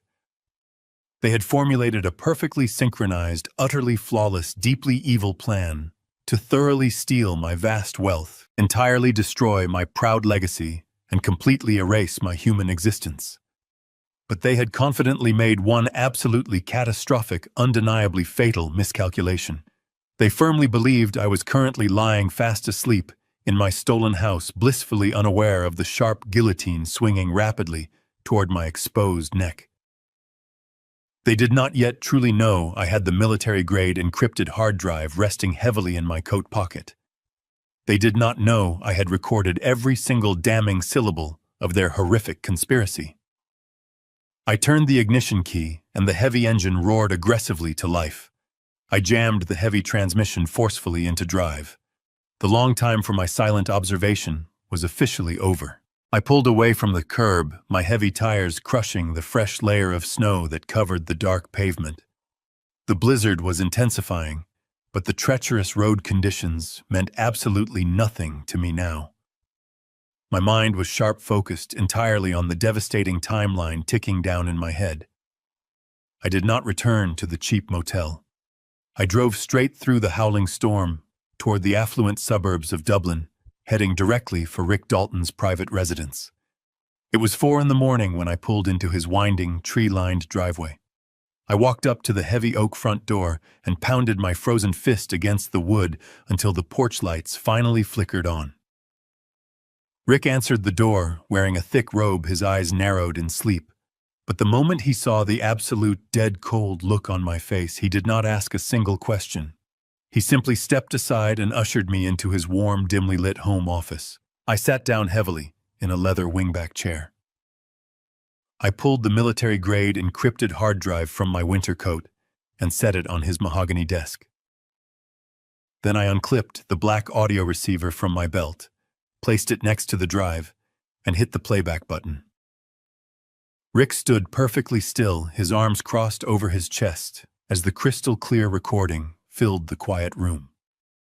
He listened to Monica complaining about paying a corrupt psychiatrist $50,000 in cash. He listened to Derek proudly confirming the stage 2 Alzheimer's disease diagnosis. He listened as my own son calmly detailed his plan to have me dragged out of my home on Friday morning by an ambulance crew and permanently locked inside the dementia ward at Shady Pines. He listened to them calculate the exact hour they would wire $12 million to the Cayman Islands and file for corporate bankruptcy. When the recording finally clicked off, the silence in the room was suffocating. Rick slowly walked over to his desk, picked up the encrypted hard drive, and plugged it into his secure forensic computer. He did not offer me any empty platitudes or useless words of comfort.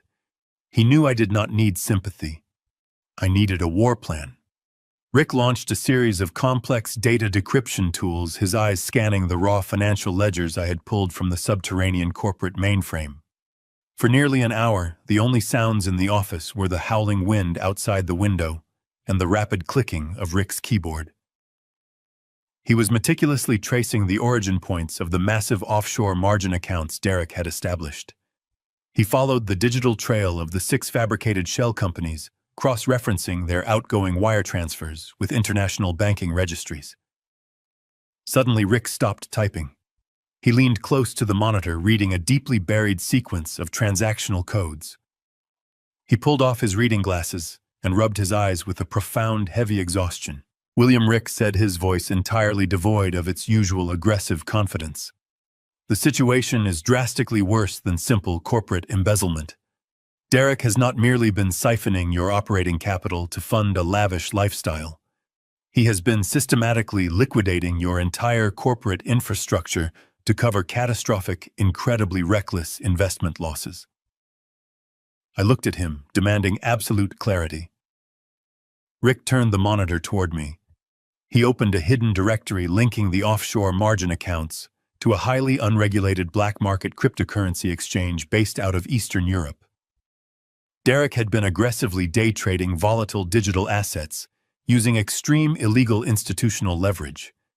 He had used the pristine credit rating of Crawford Commercial, HVAC, to borrow tens of millions of dollars from shadow lenders, pouring every single cent into highly speculative crypto markets. The digital ledgers painted a horrifying picture of a desperate man chasing his own ruin.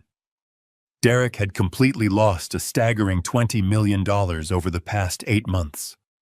The massive margin calls were coming due, and the offshore lenders were aggressively demanding their money.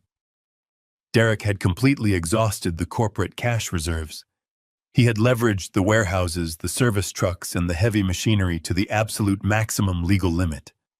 The $12 million they were planning to wire to the Cayman Islands on Thursday night was not a strategic corporate maneuver. It was the absolute last remaining scrap of liquid cash your company possessed. It was their untraceable getaway fund. They were completely draining the final drops of blood from the empire, preparing to abandon the dry husk of the corporation before the massive margin debt triggered a catastrophic default. I stared blindly at the glowing monitor, struggling to process the sheer magnitude of his absolute failure. My son was not a criminal mastermind. He was a pathetic, terrified gambler who had completely decimated a $40 million commercial enterprise to cover his own spectacular incompetence.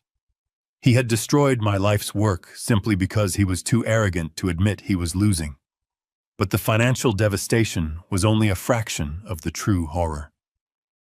Rick stood up from his leather chair and began pacing across the woven rug, his brilliant legal mind racing to connect the final deadliest dots of this malicious conspiracy. He stopped pacing and looked directly at me with a grim, terrifying realization settling heavily over his features. "William, you need to understand the absolute gravity of the federal landscape right now," Rick said, his voice dropping to a harsh, urgent whisper. "The Federal Bureau of Investigation and the Securities and Exchange Commission are actively investigating these specific offshore crypto platforms for massive institutional money laundering and severe wire fraud. The federal task forces are currently tracking the exact digital transaction routes Derek has been utilizing. It is only a matter of time before the federal authorities trace the origin of those illegal margin accounts directly back to the physical servers at Crawford Commercial." The ultimate malice of their Friday morning timeline suddenly crystallized in my mind with blinding, horrific clarity. Derek was not just stealing my last $12 million. He was intentionally framing me for one of the largest corporate wire fraud cases in the history of the state. Rick placed his hands firmly on the heavy mahogany desk, leaning in incredibly close to my face. "Do you clearly see the entire board now, William?" he asked grimly. "On Thursday night, they will directly wire the $12 million to the Cayman Islands and instantly vanish without a single trace. On Friday morning, you are forcibly heavily sedated and permanently locked inside the dementia ward at Shady Pines. On Monday, the massive corporate bankruptcy inevitably triggers the catastrophic default. When the federal agents finally raid the corporate headquarters, Derek and Monica will already be long gone. Your forged signature is printed on every single illegal offshore transfer document. You will be the sole corporate owner on paper, securely locked inside an underfunded state asylum, completely legally incapacitated. They will purposefully leave you behind to take the entire absolute fall for massive federal wire fraud. They were not just simply stealing my hard-earned money anymore. They were permanently and completely burying me alive in a concrete cage." I stared across the mahogany desk at Rick Dalton, letting the terrifying magnitude of his revelation wash over me. Derek engineered the ultimate scapegoat scenario. He utilized my life's work to gamble in volatile sectors of the global digital economy. He lost $20 million on illegal margin trades, decimating Crawford Commercial. Now he planned to abscond with the $12 million, leaving me trapped in a psychiatric ward to absorb the federal fallout. The federal task forces were already circling. When those offshore exchanges collapsed, authorities would trace the wire fraud directly to my forged signature. I would spend my final days inside a federal penitentiary, unable to articulate my defense. We need to contact the Federal Bureau of Investigation immediately. Rick said, his voice laced with intensity. We must present this hard drive to the attorney before Derek initiates the final wire transfer. If we move now, we can secure a federal injunction and freeze every corporate account. I shook my head, feeling a cold focus overriding the panic. We cannot go to the federal authorities yet.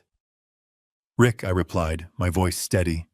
If the federal government intervenes and freezes the corporate assets, now that remaining $12 million will be trapped in a judicial limbo for the next decade.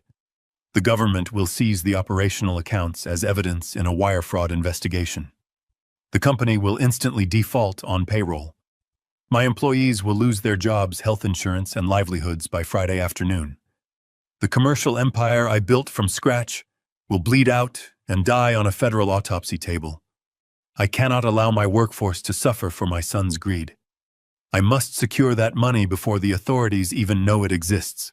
Rick leaned back in his chair, crossing his arms. He looked at me with skepticism. William, he countered smoothly. Derek holds the legal authority of the chief executive officer. He has fortified his position with a conservatorship declaring you mentally incompetent. You do not possess the legal authority to move a penny of that remaining $12 million. Any aggressive attempt to intercept that wire transfer will trigger internal banking alarms, and the fraud department will defer to the legally recognized chief executive officer. Derek holds all the administrative keys. I let out a breath and leaned forward, resting my forearms on the mahogany. Derek holds the administrative keys, I stated quietly, looking into his eyes. But he does not hold the foundational keys. He believes corporate power is derived entirely from his current executive title. He forgot who authored the original corporate bylaws 28 years ago. I need you to pull up the original corporate charter we drafted when Crawford Commercial first incorporated. I need you to navigate directly to Section 7, Paragraph 4. Rick frowned, confused by my directive. He turned back to his computer, fingers flying across the keyboard as he accessed the archived foundational documents of my company. He opened the original charter from 3 decades ago and scrolled rapidly down the screen. His eyes scanned the legal text. Suddenly, his rapid scrolling stopped. A sharp gasp escaped his lips. He took off his glasses, staring at the monitor in shock. The poison pill. Rick whispered, his voice trembling with realization. I completely forgot we embedded this mechanism into the foundational framework. When I established this company, I was a cautious man who mistrusted the corporate world. I wanted an ironclad guarantee that no rogue executive could dismantle the empire. I instructed Rick to weave an obscure clause into the foundational DNA of the corporation. It was the ultimate fail-safe. The clause stated that if the sitting chief executive officer was defrauding the corporate entity, the founder retained the unilateral legal right to revoke all executive powers and seize total control of all liquid assets without requiring a board vote. It bypassed every corporate governance protocol. It was a legal guillotine designed to sever a rogue executive's head. But William, Rick stammered frantically, adjusting his glasses. This clause requires undeniable proof of corporate fraud to trigger the executive override. You cannot activate this mechanism based on suspicion. If you trigger this without absolute proof, the banking institutions will heavily penalize the corporation and freeze the transfer. I tapped my index finger firmly against the encrypted hard drive. I have the entire shadow ledger detailing $4 million in corporate embezzlement, I replied. I have the illegal offshore margin account documentation proving he collateralized the physical corporate infrastructure without board approval. I have a crystal-clear audio recording of him admitting to purchasing a fraudulent medical diagnosis to forcefully strip away my human rights. I do not just have irrefutable proof, Rick. I have an absolute avalanche of incriminating evidence. I need you to immediately draft the formal declaration of executive revocation. I need you to strictly format the legal execution of the poison pill protocol. For 48 hours, Rick and I worked in unrelenting secrecy inside his isolated home office. We meticulously prepared the legal documentation, cross-referencing every fraudulent digital transaction against the specific parameters of the poison pill clause. We prepared a massive encrypted digital packet containing the undeniable proof of Derek's offshore wire fraud, his illegal corporate embezzlement, and the audio recording of the Shady Pines medical conspiracy. We carefully mapped out the exact digital routing numbers for a secure secondary holding account that Derek had no knowledge of. We were completely arming the explosive mechanism of his ultimate financial destruction. I barely slept. I barely ate. I survived entirely on black coffee and the raw adrenaline of a desperate father fighting for his survival. The agonizing hours slowly ticked by, entirely consumed by complex legal maneuvering and aggressive digital preparation. The bitter winter storm outside finally broke, giving way to a freezing, bleak gray sky. Finally, the highly anticipated Thursday night arrived. The heavy darkness settled over the quiet suburban neighborhood, bringing with it a suffocating, almost unbearable tension. Early tomorrow morning, at exactly 9 o'clock, Derek's armed medical team would arrive at my front door with a fake psychiatric warrant and a powerful sedative. They fully intended to forcefully drag me out of my stolen home and permanently lock me inside a forgotten dementia ward. Tonight, at exactly midnight, Derek planned to drain the remaining $12 million from the corporate accounts and quietly wire the massive fortune to his untraceable Cayman Islands safe haven, leaving me to face the catastrophic fury of the federal government. I sit silently in the dim light of Rick's home office, staring intensely at the glowing screen of my heavily encrypted laptop. The digital clock in the bottom corner of the monitor reads 11:55. 5 minutes until Derek initiates the massive offshore wire transfer. 5 minutes until he attempts to execute the final devastating phase of his incredibly evil plan. Rick stands completely still behind me, his breathing shallow, his hands resting heavily on the back of my leather chair. The complex execution protocols are fully loaded. The massive evidence packets are heavily encrypted and perfectly primed for immediate automated distribution. I rest my fingers gently on the keyboard. It is time for the execution. I press the command key instantly, breathing life into the heavy, complicated decryption software we had meticulously compiled over the last 48 hours. The digital clock glowing in the bottom right corner of the monitor shifted to 11:56. The freezing winter wind continued to howl aggressively against the thick glass of Rick Dalton's suburban home office window, but the interior of the room was completely suffocated by an incredibly tense, heavy silence. I took a slow, deep breath, feeling the tremendous weight of the past 30 years settling firmly onto my shoulders. I was about to aggressively dismantle the exact corporate empire I had relentlessly sacrificed my entire adult life to construct. But I was not destroying it out of malice. I was performing a drastic, necessary amputation to safely preserve the final remaining heartbeat of Crawford Commercial. Rick remained standing perfectly still behind my leather chair, his presence a silent, steadfast pillar of legal validation. He had painstakingly drafted the ironclad foundational clauses nearly 3 decades ago. He fundamentally knew the absolute uncompromising legal power of the incredibly legendary poison pill because he personally designed it to be entirely unstoppable. The screen flashed a brilliant stark white before transitioning into the raw, unfiltered command terminal of the primary corporate banking portal. Derek had spent an absolute fortune installing state-of-the-art cybersecurity measures, relying heavily on modern cloud-based biometric tokens and multi-factor digital authentication protocols. He genuinely believed those expensive, shiny digital padlocks made him an untouchable corporate king. But he fundamentally misunderstood the absolute architecture of the system he was trying to hijack. The poison pill protocol did not attempt to politely knock on the front door of his fancy new firewalls. It bypassed the entire modern network entirely utilizing the original hardwired root access codes I had physically embedded into the foundational servers 20 years ago. The master override command sliced through his expensive digital security tokens like a razor-sharp scalpel through thin paper. A harsh green prompt blinked rapidly on the dark monitor, requesting the ultimate biometric authorization sequence. I leaned forward, plugging a small portable fingerprint scanner directly into the USB port of my laptop.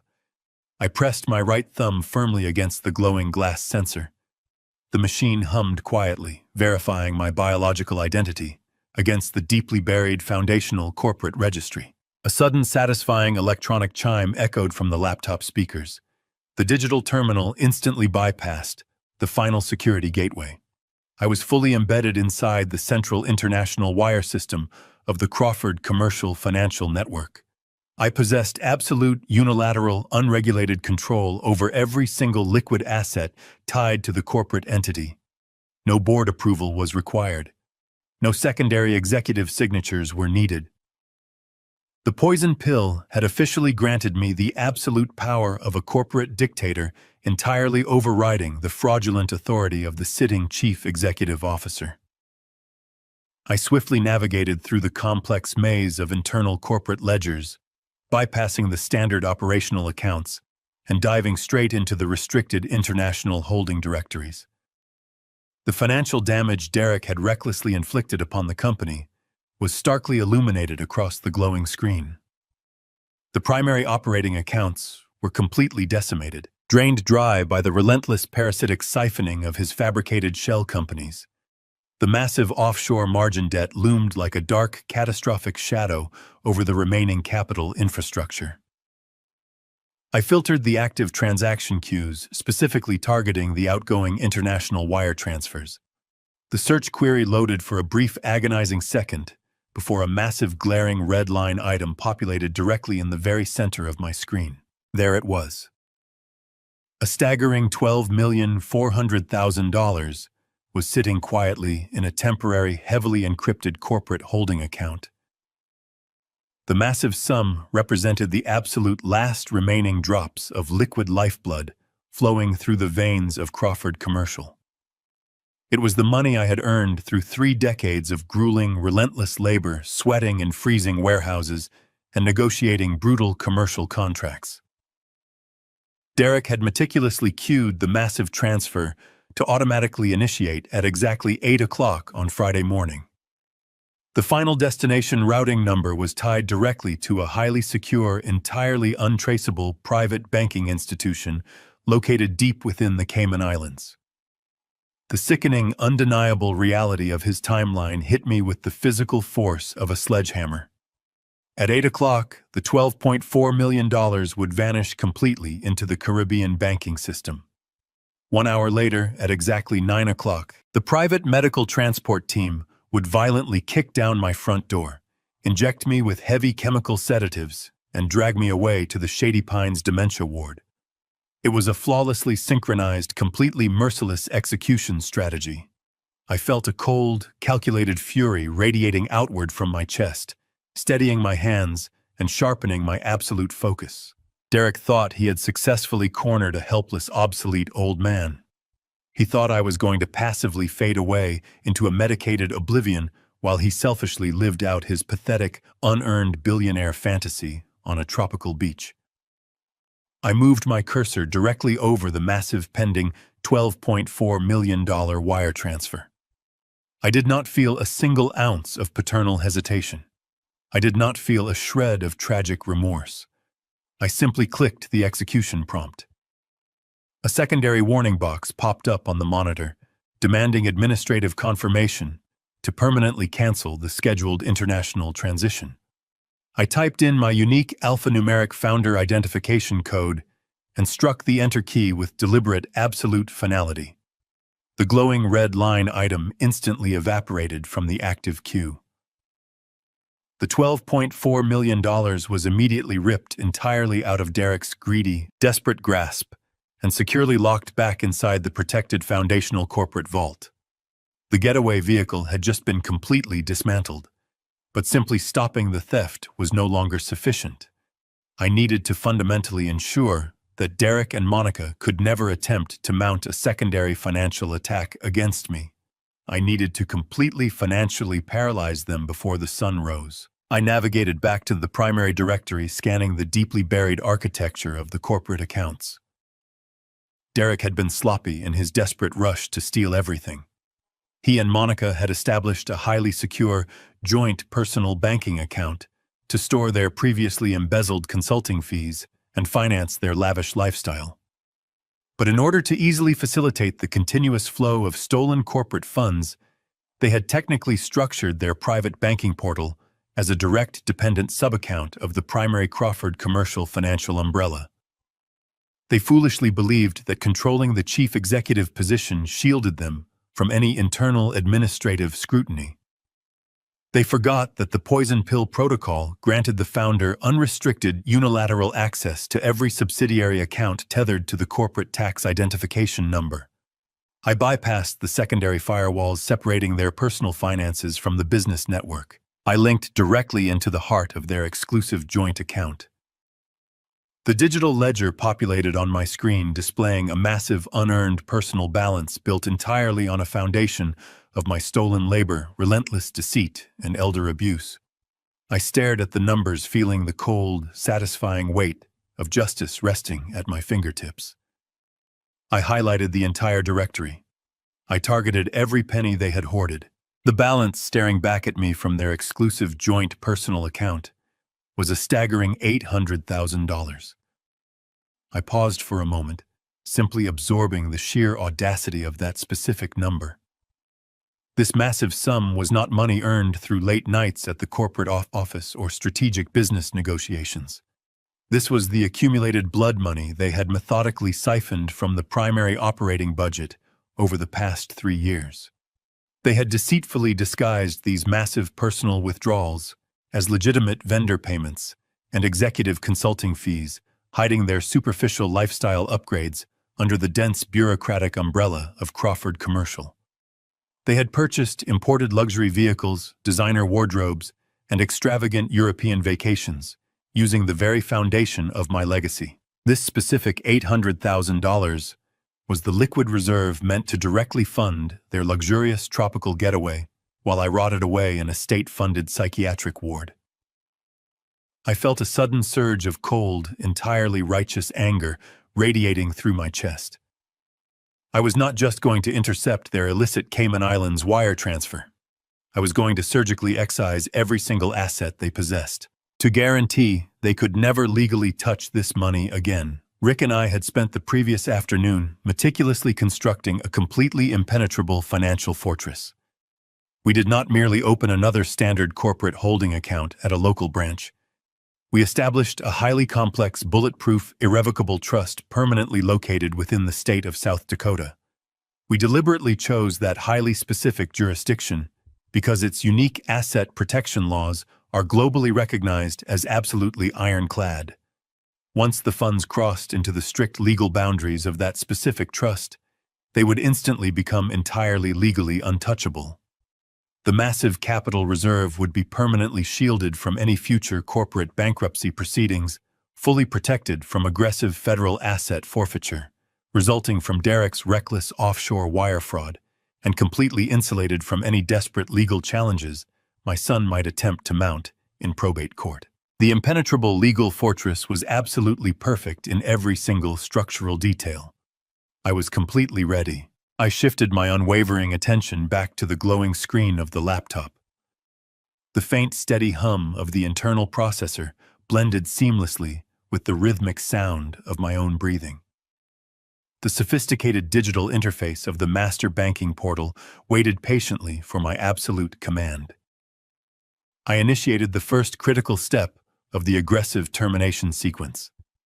I carefully typed in the incredibly complex, heavily encrypted alphanumeric routing numbers corresponding to the newly formed South Dakota Trust. I double-checked the intricate series of verification digits, ensuring the mathematical sequence was absolutely flawless before proceeding any further. I rested my hand on the smooth plastic of the peripheral mouse. I firmly pressed the primary button, executing the first click. The highly secure network connection was instantly established, creating a protected digital pipeline directly between the compromised Crawford commercial servers and the impenetrable legal fortress out west. The banking system prompted me to securely consolidate the targeted funds. I digitally merged the massive $12,400,000 I had just intercepted from the pending Cayman Islands transfer with the $800,000 sitting comfortably in Derek and Monica's personal checking account. The newly combined total populated in bold, glowing green text directly in the center of the dark monitor. $13,200,000. This massive figure represented the absolute entirety of my life's hard work. It was the physical liquid manifestation of 3 decades of endless personal sacrifice, of tirelessly building a powerful commercial empire from absolute scratch, of aggressively providing a pristine, privileged life for a son who ultimately viewed me as nothing more than disposable collateral.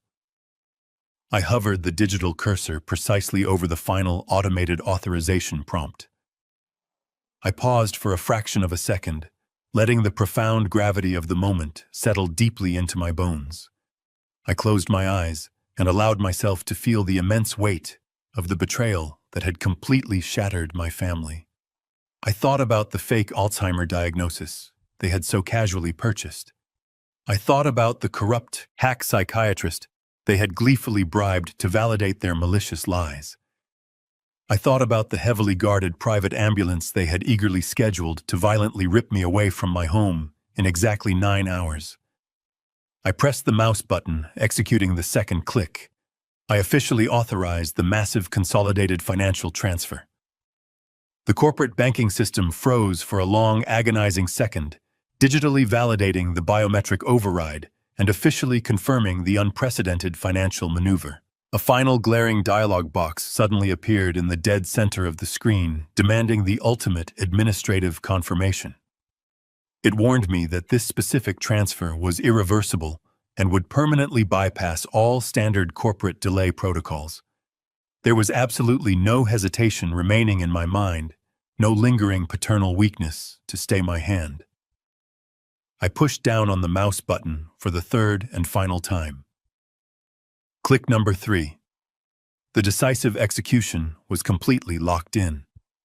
I sat back heavily in the leather wingback chair, letting out a long, slow breath as I watched the horizontal progress bar rapidly fill with bright green light.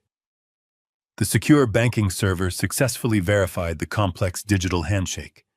The heavily encrypted financial pipeline seamlessly sealed itself behind the massive movement of capital. Then the screen flashed brightly with a simple, beautifully definitive message. Transfer successful. The South Dakota Irrevocable Trust was instantly, legally locked down. The entire massive fortune was now strictly managed by an aggressive, entirely independent third-party law firm. The vast funds were permanently legally inaccessible to Derek under any conceivable circumstances, strictly reserved only for legitimate philanthropic charitable organizations and future innocent descendants. He could never touch a single dime. I leaned forward and navigated back to the primary corporate banking directory for one final crucial verification. I wanted to see the absolute devastation for myself. I navigated through the administrative menus and pulled up the active financial dashboard for Derek and Monica's exclusive joint personal account. I hovered the cursor over the browser navigation controls and hit the refresh key. The banking page reloaded almost instantly over the secure connection. The previous balance of $800,000 was gone, completely wiped from the digital ledger, as if it had never existed. The glowing digital numbers staring back at me on the high-resolution monitor read $0 A profound, heavy silence filled the dark room as the finality of my execution washed over me. They were completely, irrevocably ruined. Tomorrow morning, when the heavily armed federal agents finally breached the corporate headquarters, Derek would realize his Cayman getaway fund was utterly vaporized. He would try to access his private accounts to fund a desperate legal defense only to discover absolute nothingness. They had meticulously dug a perfectly calculated, inescapable financial grave intended entirely for me, and with 3 simple clicks, I had effectively shoved them directly into it. The massive, inescapable trap was finally sprung. They had aggressively manufactured their own tragic demise, and I was simply delivering the final definitive stroke of absolute corporate justice. The sick, twisted game they decided to aggressively play was entirely over. The financial destruction was complete, but simply erasing their stolen wealth was not enough to balance the scales of justice. Taking their money neutralized their escape, but did not address the fundamental evil of their actions. They crossed a line demanding a much harsher penalty. They aggressively weaponized the medical establishment and legal system to strip away my basic human rights. They coldly planned to imprison me inside an underfunded psychiatric facility, effectively burying me alive so they could steal my life's work without consequence. A simple financial ruin was too merciful for that level of malicious calculation. They needed to face the crushing weight of the law they had so arrogantly sought to manipulate. I turned my attention away from the zeroed-out banking portal and opened a separate, highly secure digital directory located directly on my encrypted desktop. This specific directory contained the gathered arsenal of their absolute downfall. I compiled the extensive digital dossier, ensuring every piece of evidence was perfectly organized for a federal prosecutor to digest. First, I uploaded the horrifying medical documentation. I included the fraudulent Stage 2 Alzheimer's disease diagnosis, complete with the falsified clinical observation records and memory test results they submitted to the probate court.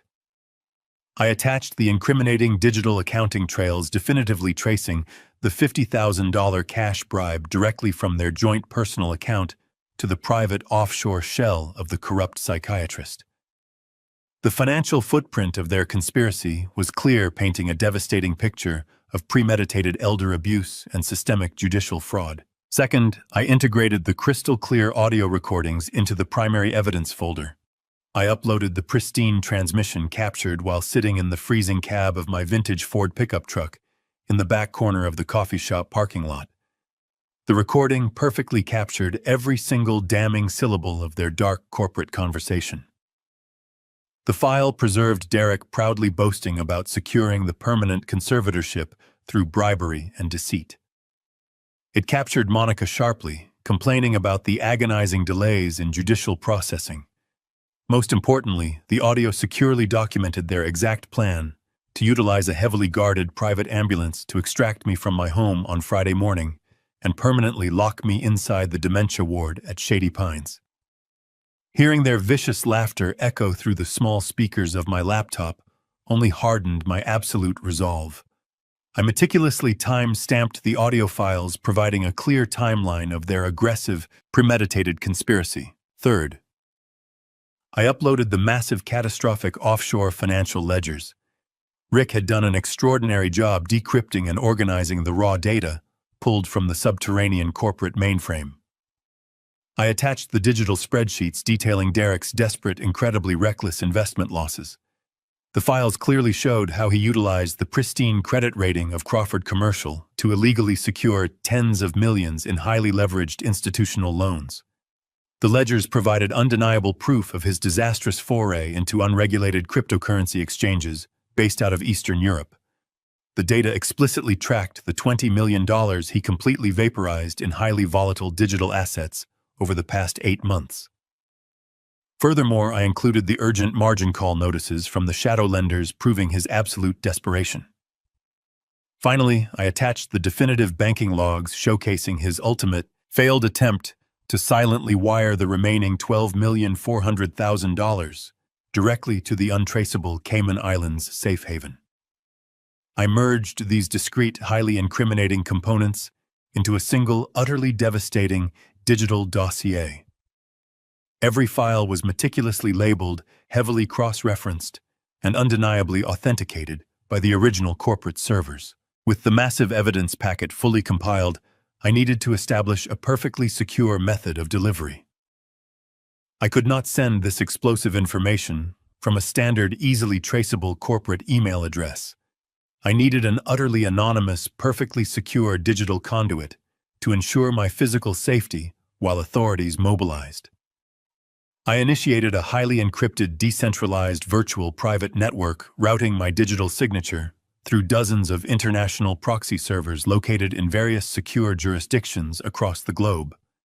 This complex routing protocol ensured absolute anonymity, masking my physical location inside Rick's dimly lit home office.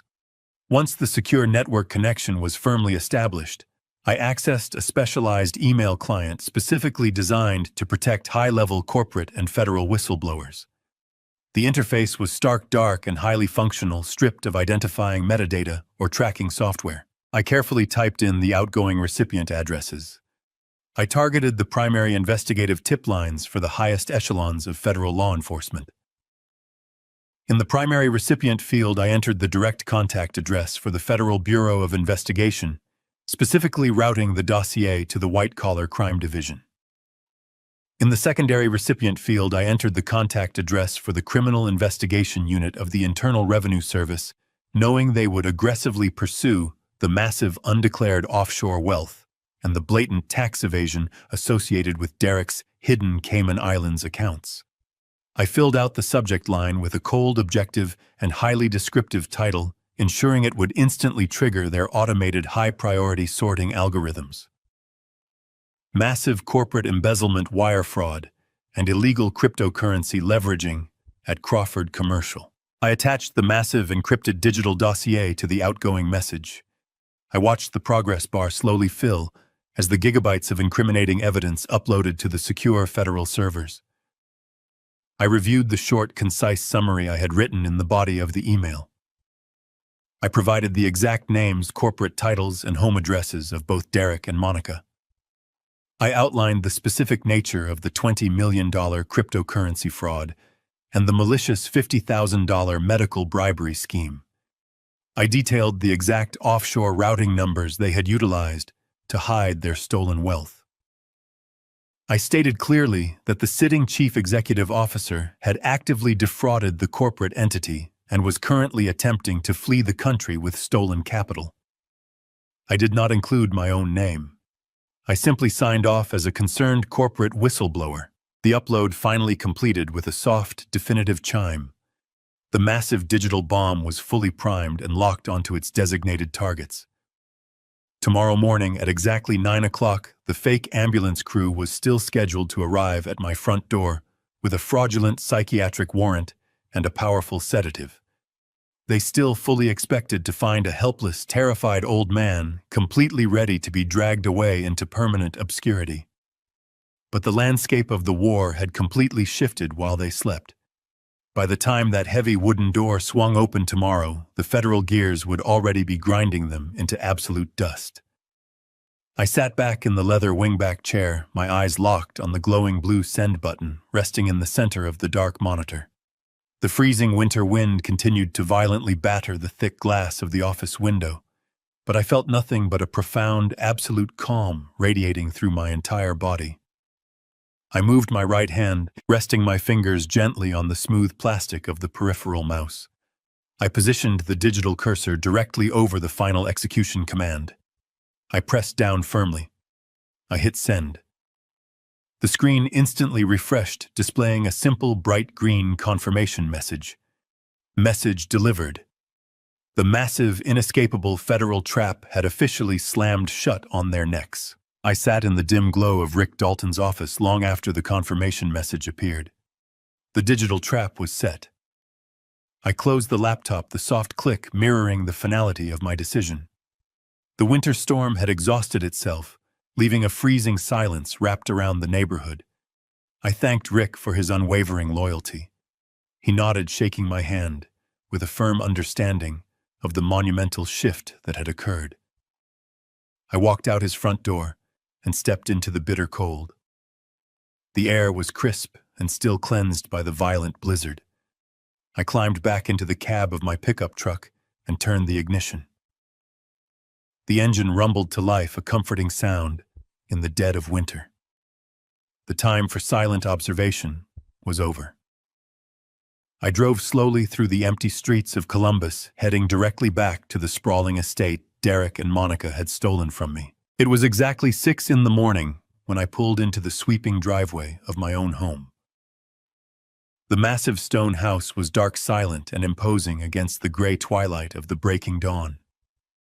Derek and Monica were undoubtedly still upstairs in the master suite, sleeping the deep sleep of the incredibly greedy. They believed this Friday morning would mark the triumphant culmination of their corporate coup. They firmly believed that in just 3 short hours, a medical transport team would forcefully drag me out of my bedroom and lock me away in a state-funded dementia ward. I unlocked the heavy oak front door and stepped into the grand foyer, my boots making no sound against the imported marble floor. I moved through the dark, familiar hallways with calculated precision. I did not feel a single trace of nostalgia as I walked past the expensive artwork. This structure was no longer my home. It was merely a crime scene waiting for the federal authorities. I walked silently up the back staircase and entered my bedroom. I pulled a faded canvas duffel bag from the closet shelf. I systematically gathered a few changes of durable clothing, my heavy winter boots, my essential documents, and my shaving kit. I left behind the tailored suits, the silk ties, and the gold watches. Those items belonged to an executive who no longer existed. I zipped the canvas bag shut, feeling a profound sense of emotional liberation. I was leaving the suffocating weight of their toxic deception entirely behind me. I carried the duffel bag downstairs and walked directly into the pristine custom kitchen. The vast marble island in the center of the room was completely clear-wiped, flawlessly clean by the housekeeping staff. It provided the perfect canvas for the devastating psychological blow I was about to deliver. I unzipped the front pocket of my duffel bag and pulled out the physical copies of the damning documents. I arranged them on the cold marble surface with deliberate geometric precision. First, I placed the fraudulent medical file directly in the center. The bold printed words, Stage 2 Alzheimer's disease diagnosis, stared back at me, a sickening monument to their breathtaking cruelty and lack of human empathy. I placed the detailed invoice from the corrupt psychiatrist right on top of the medical evaluation, clearly highlighting the $50,000 cash bribe they had paid to chemically imprison my mind. Second, I placed the forged corporate property deed next to the medical file. I specifically circled the fraudulent signature on the bottom line, the exact forgery Derek had utilized to illegally transfer the estate directly into his own name. I wanted him to see the physical evidence of the federal felony that would ultimately ensure his stay in a maximum security penitentiary. Third, I pulled my old smartphone from my coat pocket and placed it squarely on top of the forged property documents. I left the device wiped of all personal data, but kept the audio application open on the main screen. I queued up the exact digital timestamp of their horrific parking lot conversation. All Derek had to do was push a single button to hear his own arrogant voice boasting about stealing my corporate empire and plotting my permanent institutionalization. The physical arrangement on the marble island was a stunning masterpiece of absolute retribution. But the presentation still required a final finishing touch to ensure the psychological destruction of my enemies. I reached into the utility drawer and pulled out a bright red permanent marker. I grabbed a blank sheet of stationery paper from the kitchen desk and placed it flat on the marble counter next to the carefully arranged documents. I uncapped the marker and took a slow, deep breath, centering my thoughts. I pressed the tip firmly against the pristine white paper. My handwriting was sharp, jagged, and entirely devoid of any trembling weakness. I wrote the words with a slow, deliberate cadence, ensuring the bright red ink bled heavily into the stationery. I wrote, "Do not bother calling the ambulance." I paused, letting the anger flow directly through my hand and into the marker.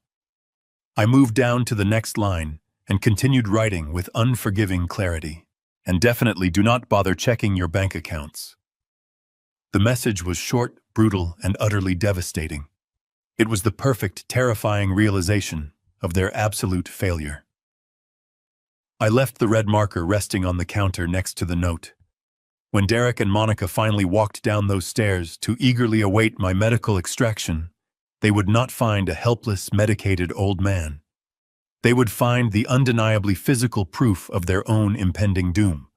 They would realize in one blinding instant that their Cayman getaway fund was vaporized, that their secret medical conspiracy was exposed, and that the relentless, heavily armed fury of the federal government was already marching directly toward their front door.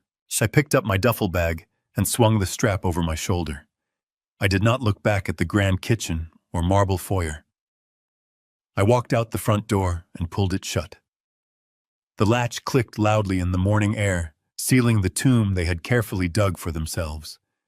The sky above Columbus was brightening into a pale blue as the sun slowly breached the horizon. I walked down the driveway and climbed into the freezing cab of my pickup truck. I tossed the bag onto the passenger seat and turned the heavy key. The engine roared strong and unburdened. I shifted into gear and pulled away from the estate without a shred of regret. I navigated the quiet streets, merging onto the wide lanes of the interstate. The long road stretched out infinitely before me, clear and free of the toxic deception that had clouded my life for so long. I rolled down the window just a fraction, letting the biting wind rush into the cabin and wash over my face. I was stripped of my massive wealth and my corporate title, but I had successfully preserved the only thing that truly mattered. I had fiercely defended my absolute sovereignty, my brilliant mind, and my human dignity against those who sought to bury me in the dark. I was finally completely free. The heavy wheels of my vintage Ford pickup truck devoured the long stretches of black asphalt as I merged onto Interstate 77. It was exactly 8:15 in the morning. I was steadily driving south, leaving the freezing, miserable winter storms of the relentless Ohio season entirely behind me, deeply eager to embrace the brilliant warmth of the southern states. My destination was the bright, sunny coast of South Carolina, a place where the bitter cold of betrayal could not reach me. Inside the quiet cabin of the truck, the only sound was the steady, rhythmic humming of the powerful engine carrying me toward my new life. I felt a profound, incredible sense of absolute peace settling deep into my bones. The suffocating weight of my massive corporate empire was gone, replaced by a thrilling, pure sense of total freedom. Suddenly, a sharp, piercing electronic ringtone shattered the comfortable morning silence. The aggressive sound came from a cheap, untraceable burner phone resting lightly on the worn passenger seat. I had explicitly purchased the disposable device with untraceable cash, just hours before I departed, strictly for this exact moment. I calmly reached over, picked up the small plastic phone and pressed the green accept button. I lifted the cheap speaker to my right ear without saying a single word. "Dad, what did you do?" Derek screamed through the tiny speaker, his voice cracking with sheer, unadulterated panic. I listened to the magnificent sound of his entire world actively collapsing into absolute ruin.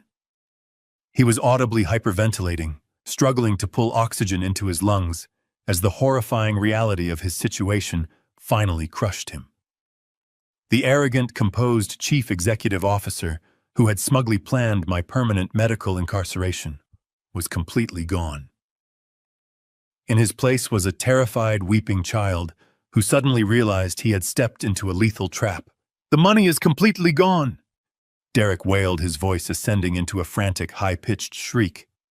I tried to initiate the Cayman transfer, but the entire corporate holding account was locked. Then I checked my personal accounts, and the bank says my balance is zero. "We have absolutely nothing left, Dad. Please, you have to fix this." The FBI is currently swarming the lobby of the headquarters with federal warrants.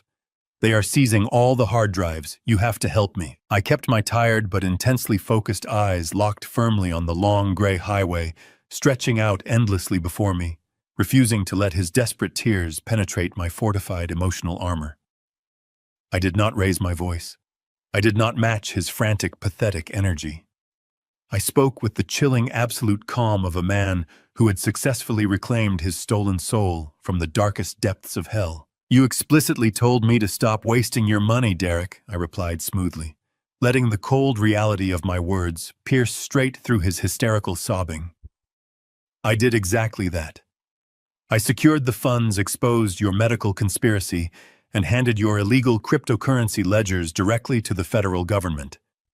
I am simply honoring your request to step aside. Enjoy your bankruptcy, son." I pressed the end button permanently, severing the connection, before he could utter another desperate, pathetic plea. I grasped the cheap plastic burner phone tightly in both hands and snapped the device cleanly in half. I rolled down the driver's side window, letting the fresh morning air whip violently into the cabin. I tossed the shattered plastic pieces out onto the highway shoulder, watching them violently bounce and rapidly scatter into the fine gravel and thick dust of the roadside.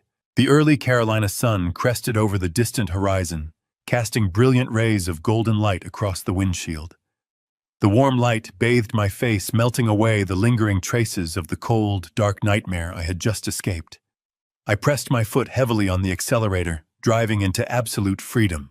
Let my story be a harsh warning to anyone who builds an empire for their children. Love your family deeply, but never let parental devotion blind you to greed. Trust is a beautiful thing, but blind trust is a weapon you hand to your enemies. If your children see your lifelong sacrifices as an entitlement rather than a privilege, cut the cord before they cut your throat. A true legacy is not built on leaving behind a mountain of cash for ungrateful heirs. It is built on demanding respect, keeping your dignity intact, and having the courage to walk away.